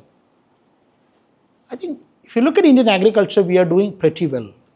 in terms of diversification is happening. Automatically it is happening. Look at the way our income levels are going up, not only in cities, everywhere, villages, small towns, everywhere. You see this big change happening today. Cultivation of fruits. Horticulture has increased. Horticulture has increased, remarkable increase.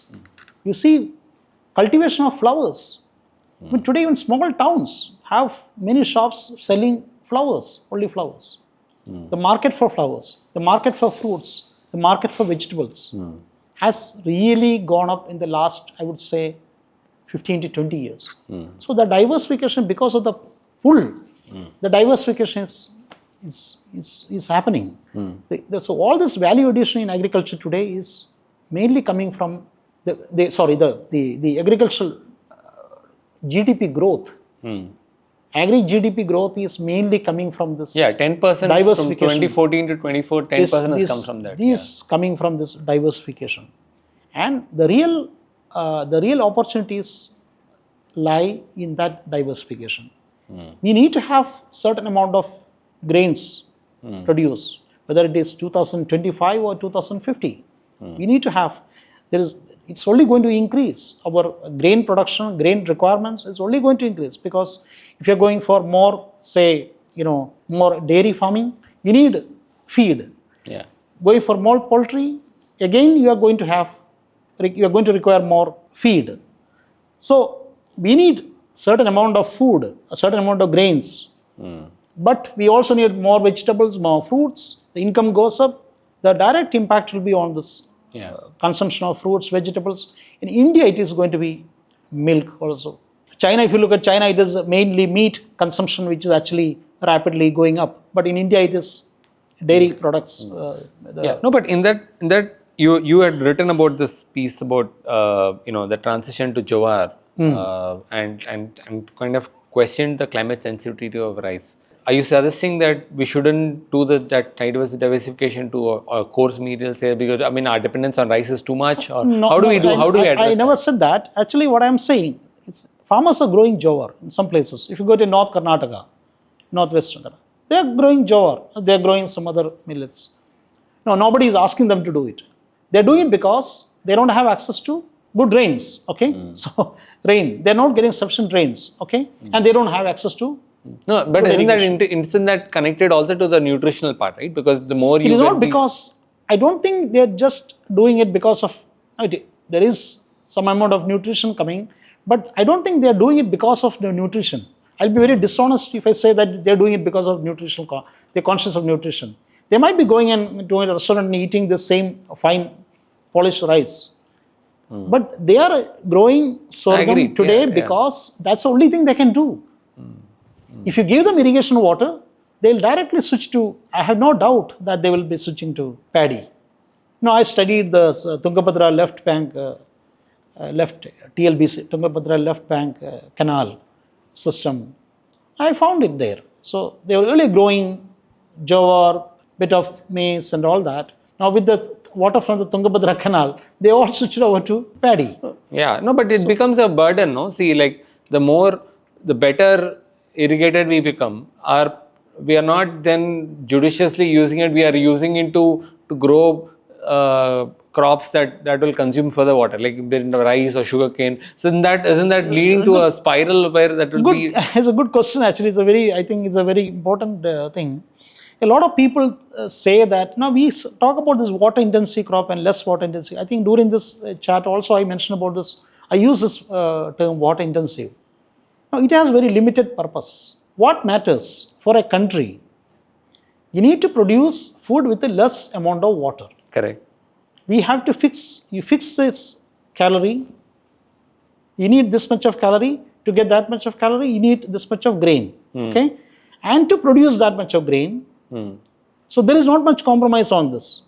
That you are not going to import food. Okay? That is taken.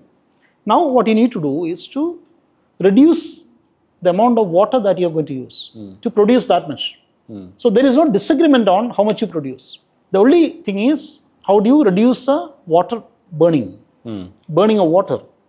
Now, if you look at jowar, the standard yield for jowar is 1 to 1.2 tons. Now look at paddy.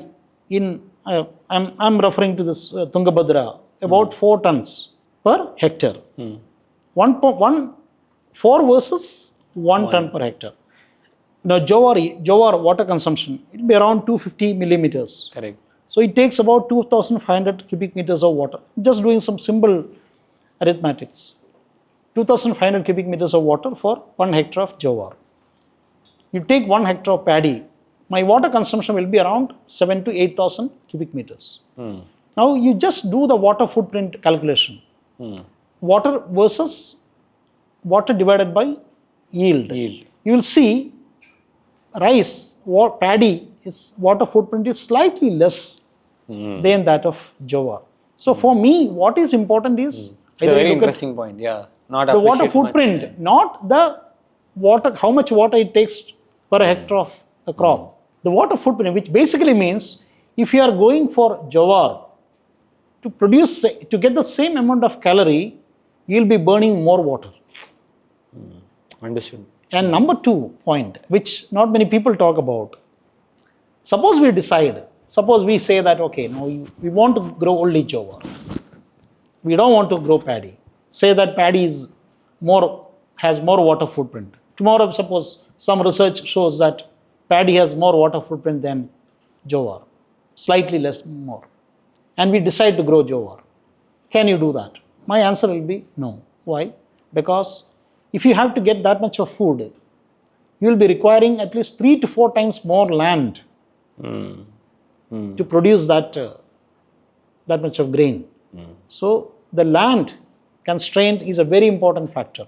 Even if you ignore the water, the footprint part of it, the land constraint is going to be a very important factor in deciding.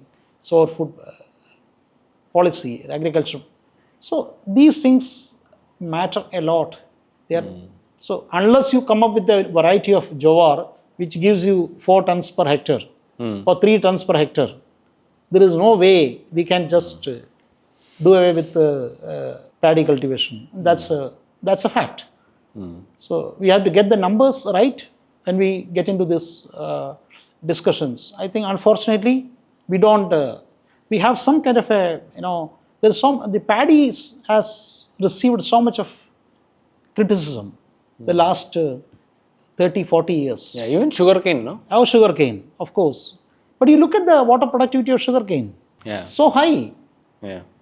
A farmer gets about 2 lakh net income from a hectare of sugarcane. No, there's also this question of, like, recently Harish Damodaran wrote about it, right? Like the breeding practices and the next generation of breed varieties are also increasing in, which gives you better yield. Better yield. So that also changes Maharashtra sugarcane in Tamil Nadu, 120 tons per hectare. So a lot of people say, why can't we grow sugarcane in Bihar and UP? But look at the yield of sugarcane in those places, much, much lower. So in the Maharashtra and Tamil Nadu have the most ideal climate for growing sugarcane. I am not an agriculture scientist, but then that's what I learned. Yeah. So it makes more sense to grow sugarcane. It's not politically very correct to say sugarcane in Tamil Nadu and Maharashtra, and they have land. So why should a farmer give up sugarcane cultivation and go for sorghum when his land is fixed? He has 1 hectare or say half a hectare. So he will try to maximize the income from that land, provided he has access to water. So long as he has access to water, he is not going to switch over to sorghum, because that means his income is going to drastically reduce to just 1/3 or 1/4. Yeah.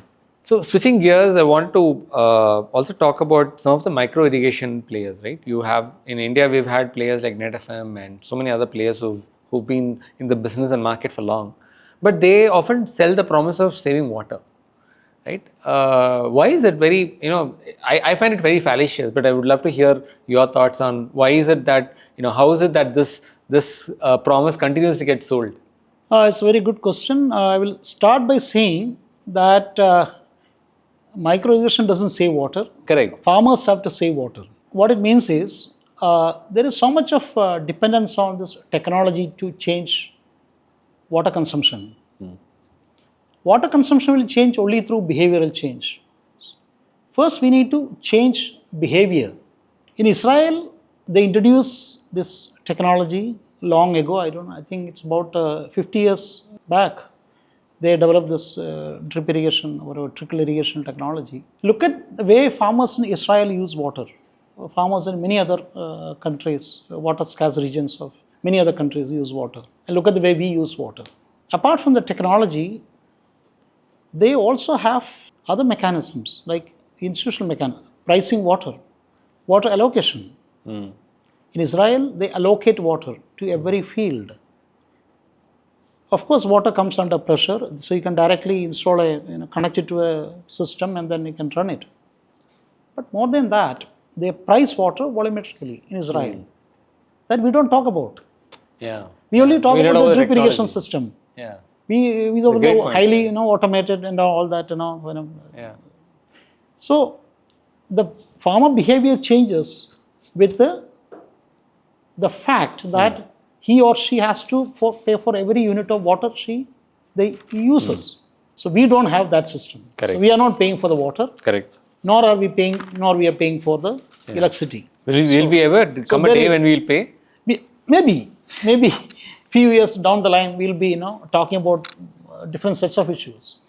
So we are not even come to that stage. So then, but the technology has come, and not the institutions. So the technology we have got we have got the right technology.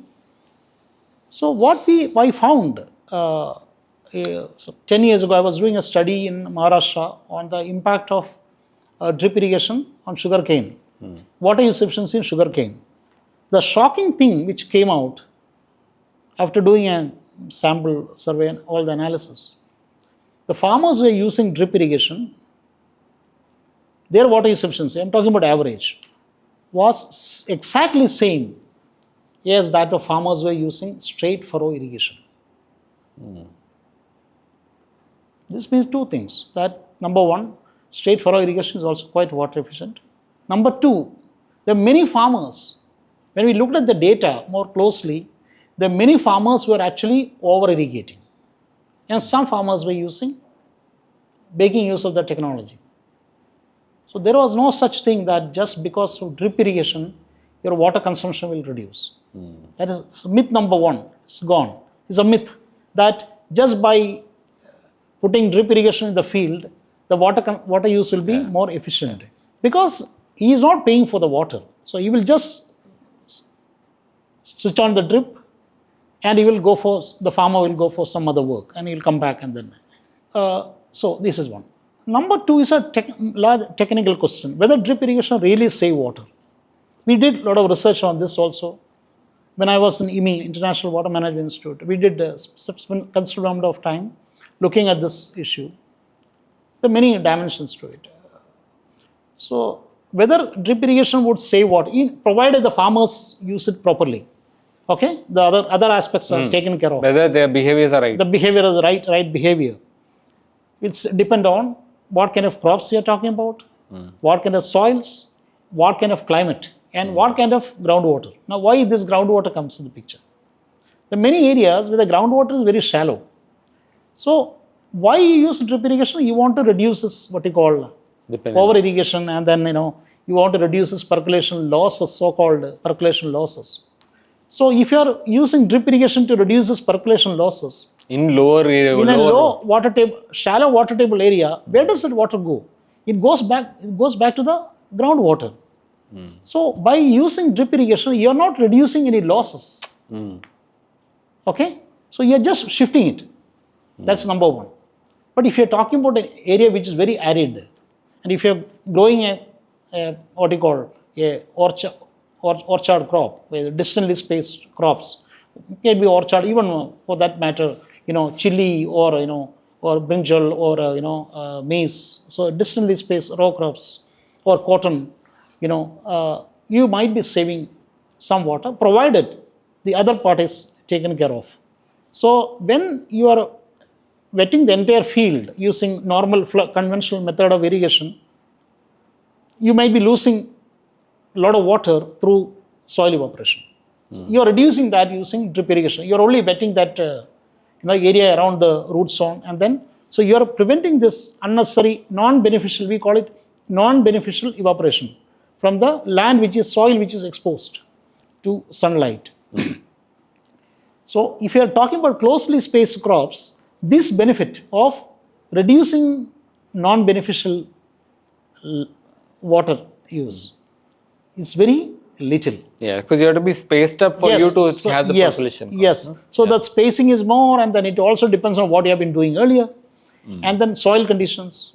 No, that's why in India, I don't know if that's the reason why India we see orchards largely getting more using this. More. Yes. So very dry area, very hot and dry areas, the saving that will come from this reducing this losses, for instance, soil evaporation, percolation losses will be more because your water table is also very deep. So you don't expect that percolating water to go down back directly into the groundwater system. Yeah. So you need to have the nuanced understanding of how a drip system works to save water. So simply saying that if you use drip irrigation, you will save 50% water, 60% water, I think this is very fallacious. I think it's time we stop using these numbers, these statistics, that you will have this much water saving. So we have to look at the first aspect, that's behavioral change. Number two, what technology for what purpose? What kind of crop are you talking about? What kind of a climate are you in? What kind of a technology they are using? Now there are also subsurface drip irrigation systems. So, but we first need to start working on this farmer behavior. When are we going to do that? So we have got the technology, we have been using this technology for last, I think, 25 years. Yeah. So adoption is not a problem at all. Now with the government subsidy and then awareness, the large, now I think the micro irrigation adoption in India is now touching almost 10 million hectares. Yeah, 90% which is a very, very, it's a very, very especially the impressive. Krishi Sinchai Yojana has led to a lot of adoption there. So Gujarat was a front runner in this promoting micro irrigation through that Green Revolution company, and they have done great amount of work. But now the issue is this: we are not looking at some of these fundamental questions. What has happened to farmers who started using drip irrigation? Have they reduced the water consumption? That's important. Now, second, another dimension that we have to look at, the third dimension, is this Jevons Paradox. So what do the farmers do after using drip irrigation? In many places, what you find is, many places I would say, not everywhere, farmers expand the area because they are reducing water consumption. They think that they are reducing water consumption, and then, or they really save water and then expand the area. If that happens, then from the resource conservation point of view, we are not getting much, but we are producing more crop. For the local area, if you are introducing drip irrigation to save groundwater, then you are not achieving that objective. You are producing more crop per drop of water, but you are not achieving the objective of resource conservation. So your objective has to be very clear. What do you want to achieve? You want to reduce the groundwater abstraction draft, or you want to produce more crop? If your objective is the second one, then there is no issue. Let him expand. So long as he has more land to cultivate, is bound to expand, provided he is saving water. Yeah. No, I think many times saving water and their livelihoods are conflated. Yes. And each of the stakeholder is looking from that stakeholder. I mean, there was a challenge that recently that came out where they wanted to bring both. Yes. They want to increase the yield and also save the water. And I think many of these add a lot of complication to the whole aspect. Yes. So what is the solution? The solution is that you ration allocation, water allocation. So if you think that by using drip irrigation or any other technology, farmers will be able to reallocate the water for some other purpose, say for ecology, for domestic uses, that is a false thinking. But if you do the other way, if you reallocate water, ration water allocation, then there will be greater incentive for farmers to. And then you also add a metering and pricing system to it. Allocation is a key. If you Technology reallocate, becomes a part of the larger ration system. The allocation, if the farmer knows that he is not going to get more than X amount of water for his farm, he is going to manage. You don't have to tell him what he needs to do. He knows it better than us. Right. So he will do that. So that's a great point. I think you've been traveling a lot to many other countries there, right? And I'm sure beyond Israel, let's keep Israel for now outside this picture. Outside Israel, in other places, are there any interesting learnings that are applicable for Indian context? Would there be anything specific that you'd like to point out? Well, if you asked this question 20 years ago, I would have shied away from this.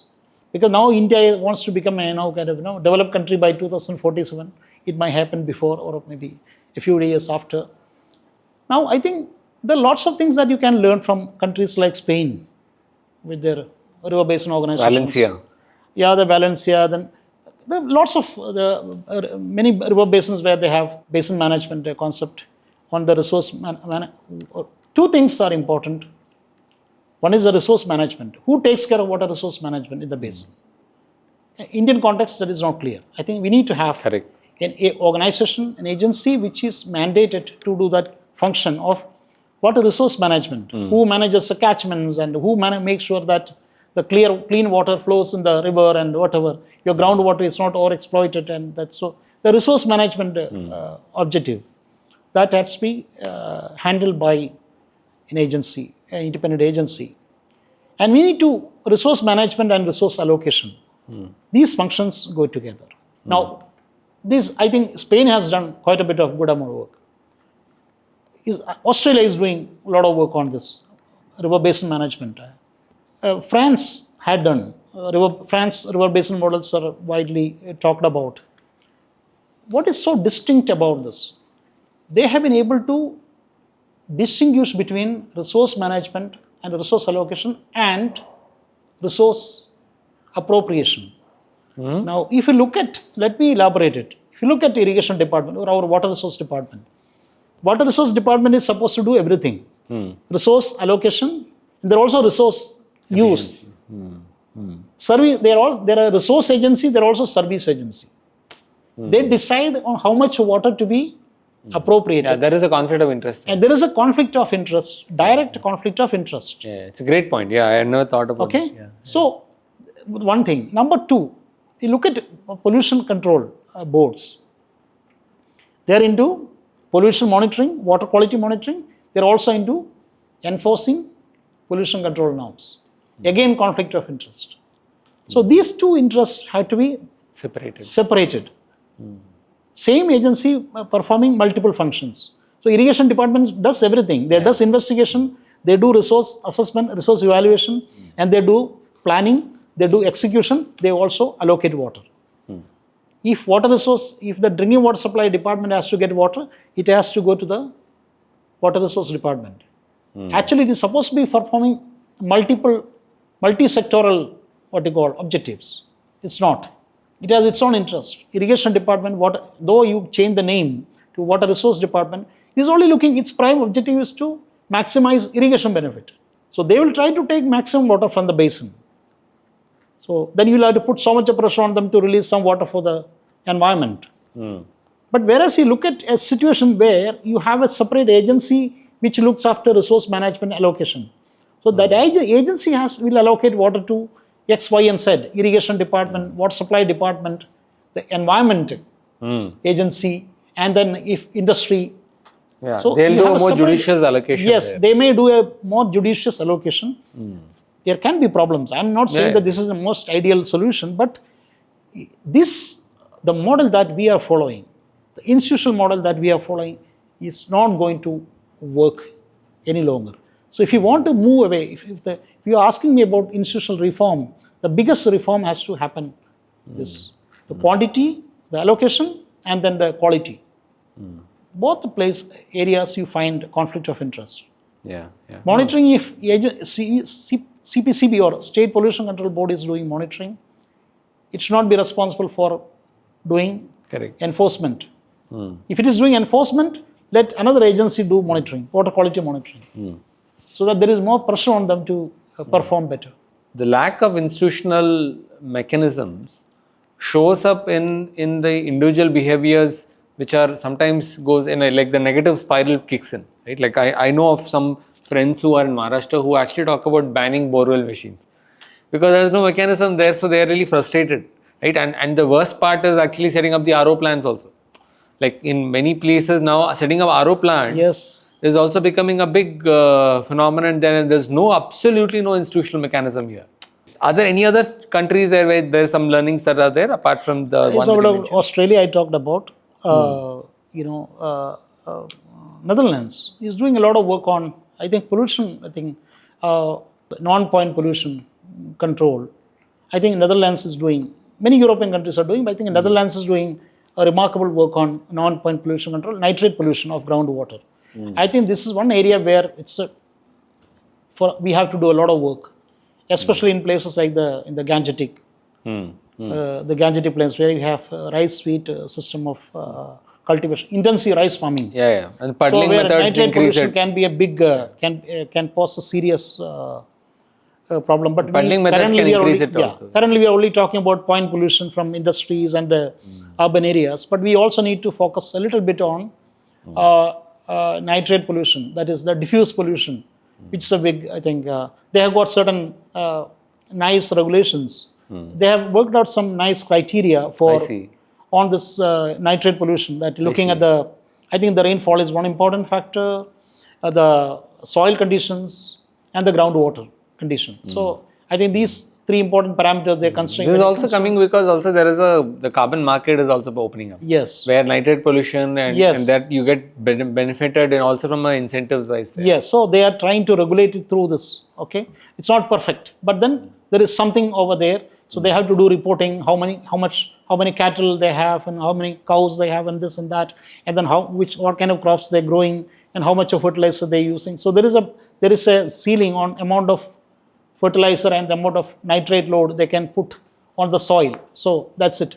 So based on these three things. So some areas maybe nitrate pollution is not a problem because the groundwater table is very deep. Some areas it can be a big problem because groundwater is very shallow. So and soil conditions also influence a lot in determining the impact of the nitrate load on the groundwater. So the nitrate leaching. So we have to do a lot more work on this. So it's not we are doing a lot with the technologies. We are doing because in the late 80s we have been struggling hard to get this drip irrigation system adopted by farmers. Today that adoption is not a problem. Yeah, I think I would second order effects are the problem. I would say we almost reached the saturation point with the micro irrigation.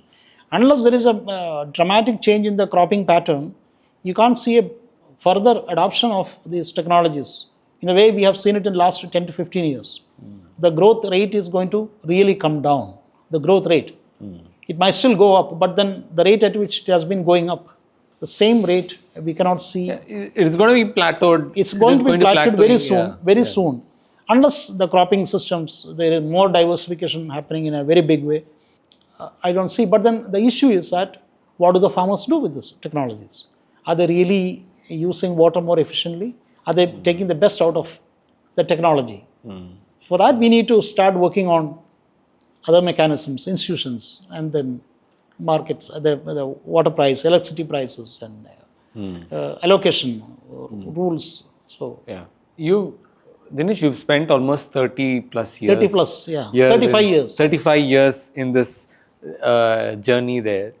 How are you? I mean, I just want to maybe talk about a little bit on the personal side then. How are you sort of personally, do you feel like you've covered, is there anything that you've not yet explored there, or you feel you've completed everything almost, whatever you wanted to explore? No, I think new things, new challenges come up today. You'll be surprised to know I have started, reading some of the old textbooks, because the nature of work you are getting these days, it became more and more challenging, and they're very, very specific, narrow technical questions you have to address. For instance, someone comes with a question. So I want to use this micro irrigation system, this particular technology in this area. How much water it can save, potential water saving. What will be the changes in improvement in water productivity? How much of water saving I can get for the ideal conditions? And it is very, very narrow technical questions that we are now we are now confronted with. Earlier, the questions were like 30 years ago, what is the impact of irrigation on poverty?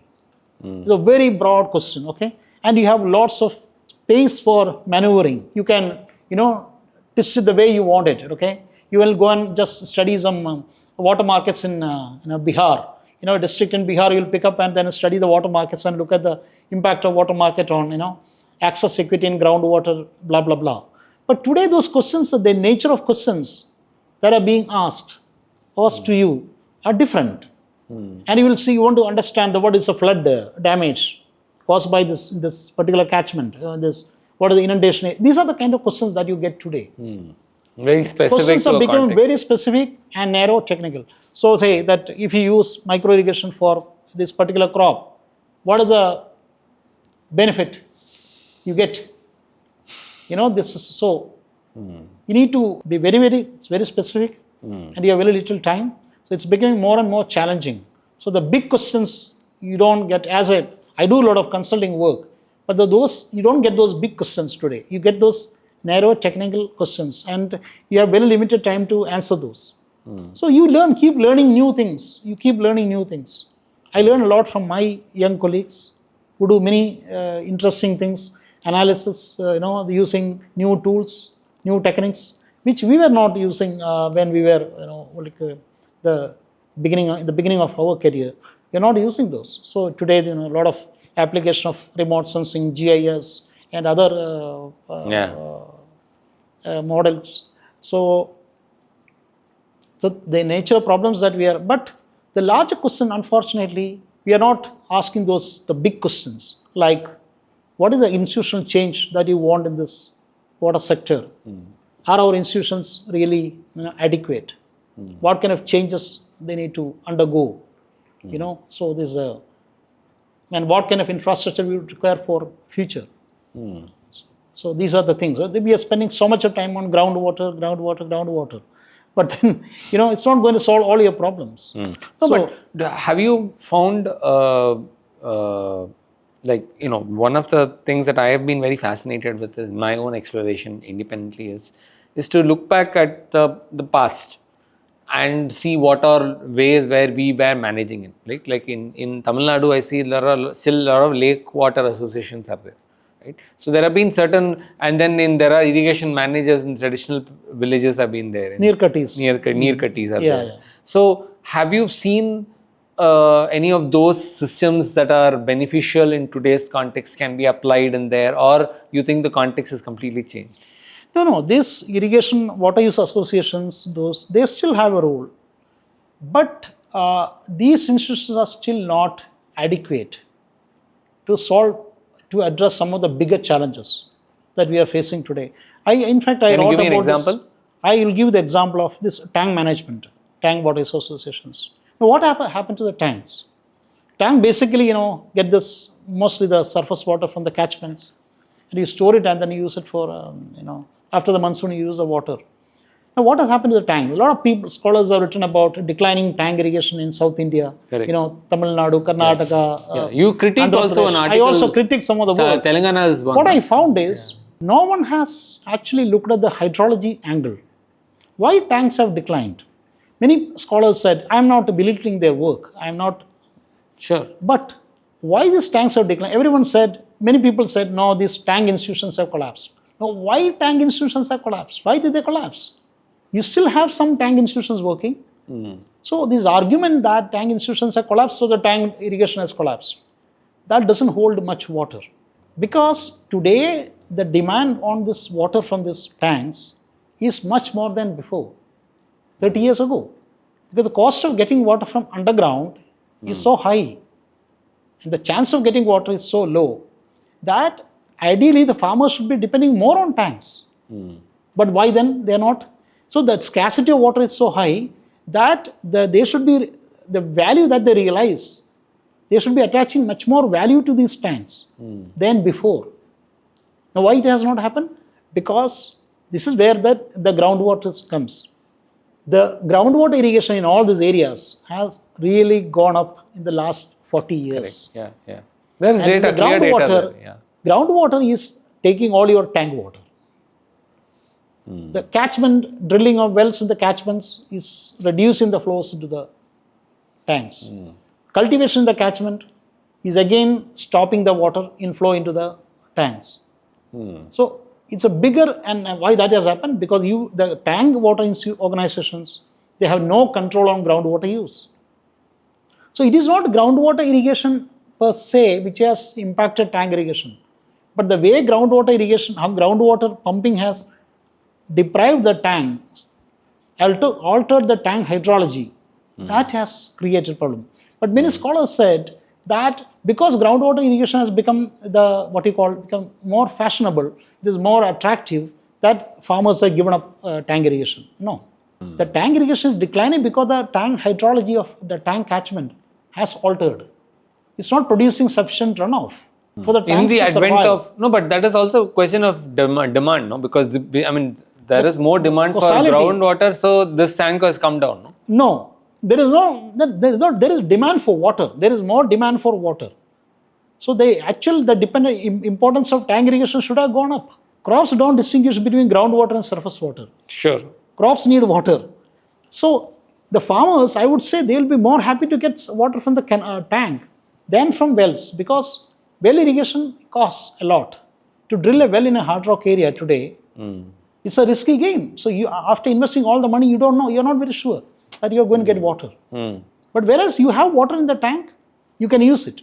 It's very affordable. The cost of using tank water for irrigation is much less as compared to using from a well. So, but then, that being the case, still why this tank irrigation is declining? Because it is the wells which are taking all that water. A lot of that water is taken by the well. The water which otherwise would flow into from the aquifer to the wetlands, which is now reducing. Number two, in the catchments of these tanks, there is a lot of cultivation happening. And that cultivation is, as I said, the rain-fed, whatever crops you say. And that is also happening because of well irrigation, access to wells. There is a lot of cultivation in the catchment, and that is reducing the runoff to flowing into the tanks. So two-way. It's a double jolt on the. Understood. No, but you also were mentioning earlier in terms of the why wetlands, that categorization there. Because now, at least from whatever little I understood, I've seen them as very legitimate categories there. But you were earlier just alluding to that also, no? Why is that so? In the wetland? The wetland, drylands. You were talking about that categorization as well. Yeah, no, I'm talking about these tanks here, the wetland also. But then the paddy, the wetland, they're also kind of the wetlands. So. Okay. So I'm saying wetland, not that. I'm saying land which gets a lot of rain. Understood. Yeah. Okay. Those areas are different from those areas which receive very little rainfall. Yeah. No, because see, the one of the reasons where today, it goes back to our earlier point that we talked about, right, in terms of the civil society organizations vis-a-vis the market kind of perspective. Right? Today, our traditional systems are all community driven. Our traditional Indian knowledge systems were largely community driven, and because they were community driven, the onus of ensuring was centered around the local councils there. And so a lot of the systems and the practices are also centered around that. Even the tanks are all based on that. But right now, when that system's shifting in, the methodologies and the tank irrigation systems are also changing, right? See, we cannot have those traditional institutions now. We cannot bring them back. Okay? They existed the time when many other things were also there, like the feudal, Agreed. landlords, and then those warlords, and you have the overlords. So the situation has changed today. We are in a democracy now. Okay, so those days, many things, they used to get many things done through, just passing a decree or something of that kind. Today you can't do that. So it all comes with a package. When you romanticize these tank institutions of the medieval institutions, tank institutions, we should be a little more careful. We should be careful. Because it all comes with a package. Yeah. So, if you want to talk about institutions in today's context, you need to go beyond those local institutions. The local institutions have a role. They can, so long as the water comes in the tank, they can allocate it, they can collect the fee, and they can do the maintenance. But then who makes sure that the hydrology of the tanks doesn't get altered. There's hardly anything the tank institutions can do. It's beyond their control, no? It's not in the control. Yeah. It's beyond the purview of those institutions. So who controls? And it all depends on how you manage groundwater in the area. If you don't have any control over groundwater in the area, you're not going to have any control over the inflows into the tanks. It's a very difficult, it's a very complex question. So how it happens? But still there are some areas, you find many tanks which have catchments in the forest. You see that they're in good shape. Why they're in good shape? Because the catchment is forest and reserve forest area, and nobody goes there, and nobody does any cultivation there. They're well protected, and so those catchments are well protected. And those tanks are still getting sufficient inflows. Whereas you come down to the lower areas, the river basins, these tanks are in very bad shape. Many of them, most of them, are in very bad shape. Because these are areas where there is intensive groundwater use. And then, of course, there are other issues of what you call interception of catchments, and then, supply channels being blocked by, road construction and other infrastructure construction. Of course, they are also playing a role which many scholars have pointed out in the past. But in today's, so that's why I said, in the modern context, you have to look at these issues also. Who gets the water ultimately at the end of the day? Who gets the water? So we are talking about more democratic institutions. So where there should not be any control by elite. The elite capture. That phenomenon of elite capture. You've written about it. Yes, so we need to be a little more careful about this thing. Many times what will happen is we just, it's still we talk about, we romanticize these local institutions, but then we don't know how these local institutions are operating. And who controls the water and all that. Fair point. How do you look at all of these advanced emerging technologies there? Laser technology. It works very well in clay soils. It doesn't work in sandy soils. So any technology has its own context. So we need to understand the context very well. It's not about just putting anything anywhere. So, and scientific evidence. Even the manufacturers of drip irrigation, they need to provide more data. I haven't seen them. If you're saying that a technology is reducing water consumption, what has happened to evapotranspiration? How does it change evapotranspiration? How are you saying that it is saving water? Are we asking these questions to the company? We are not asking these questions. They come up with lots of this big claims about how the technology is going to change the society, going to solve the problems of water. So any technology, there are, whether it is subsurface irrigation or it is some other technology, or now the Internet of Things. So but I'll bring it in the context of climate change, right? Like picture a scenario where in 2070 in India where things are. How do you see India would be coping in that kind of a scenario with the climate change, where things if you extrapolate where data is right now, what kind of I will disappoint you with this, because I have not seen any data which shows that for India, I'm talking about India, or any particular region in India, where historical data shows that the climate change that we are talking about is really happening in a way it is said to be happening. Like we say, we always see, what we always encounter is this model predictions. In 1995, we did some predictions saying that in 2050, this is what is going to happen. Okay. Now, in 2000, we did predictions. 2010, we did predictions. 2015, 2020, 2025, we are doing predictions.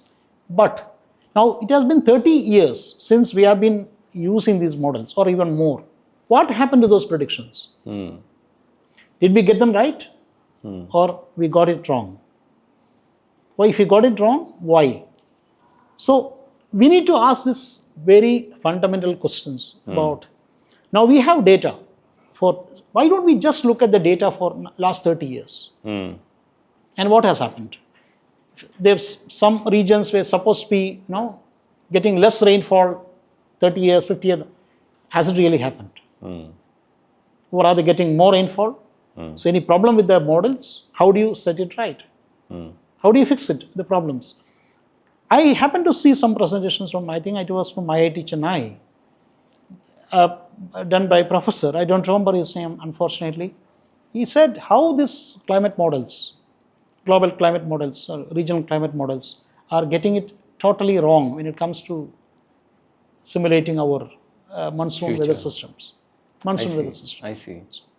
So we all the time talk about predictions, but what has happened to all those predictions? Now you have sufficient number of years that you can do the simple comparison. Why are we not doing it? You have the predicted climate change for 2025, and this is the rainfall of 2020. This is the temperature 2025 for this particular basin or for this particular region or this particular country. What has happened? So this is missing, and if you look at the data, IMD data, rainfall, there is no consistent pattern across regions. Some areas rainfall is increasing for some time, then it decreases for some time, then it again increases for some time. So, and some other area, different pattern. So overall, how does this change the basin scenario in terms of water availability? What you're saying about climate change is very interesting in terms of saying that, like, systems have been, we are, there is data that says we are in the 6th age of extinction. But at the same time, what you're also saying is that we need to look at it from a local system, and we can't look at it from a macro system, right? That's what I'm hearing you say. Yes. Yeah. Okay. You need to be more specific. Yeah, no, and I think given the uncertainty of it, there is always going to be a we need to challenge. Resolve those issues about uncertainty of model predictions. Uncertainty in the model, so predictions. Yeah. Unless we are very sure about this robustness of the model. No model is perfect, of course. But we need to get our models right. We need to have more robust models, especially when it comes to our monsoon weather patterns. So, and then given the vast spatial variation in the rainfall, in temperature, and different climatic zones. So just doing one prediction for one whole country or one that doesn't make any by commonsensical thing. It doesn't make much difference. So it doesn't add much value to this. I agreed. Any last closing thoughts on how do you see the future of Indian agriculture?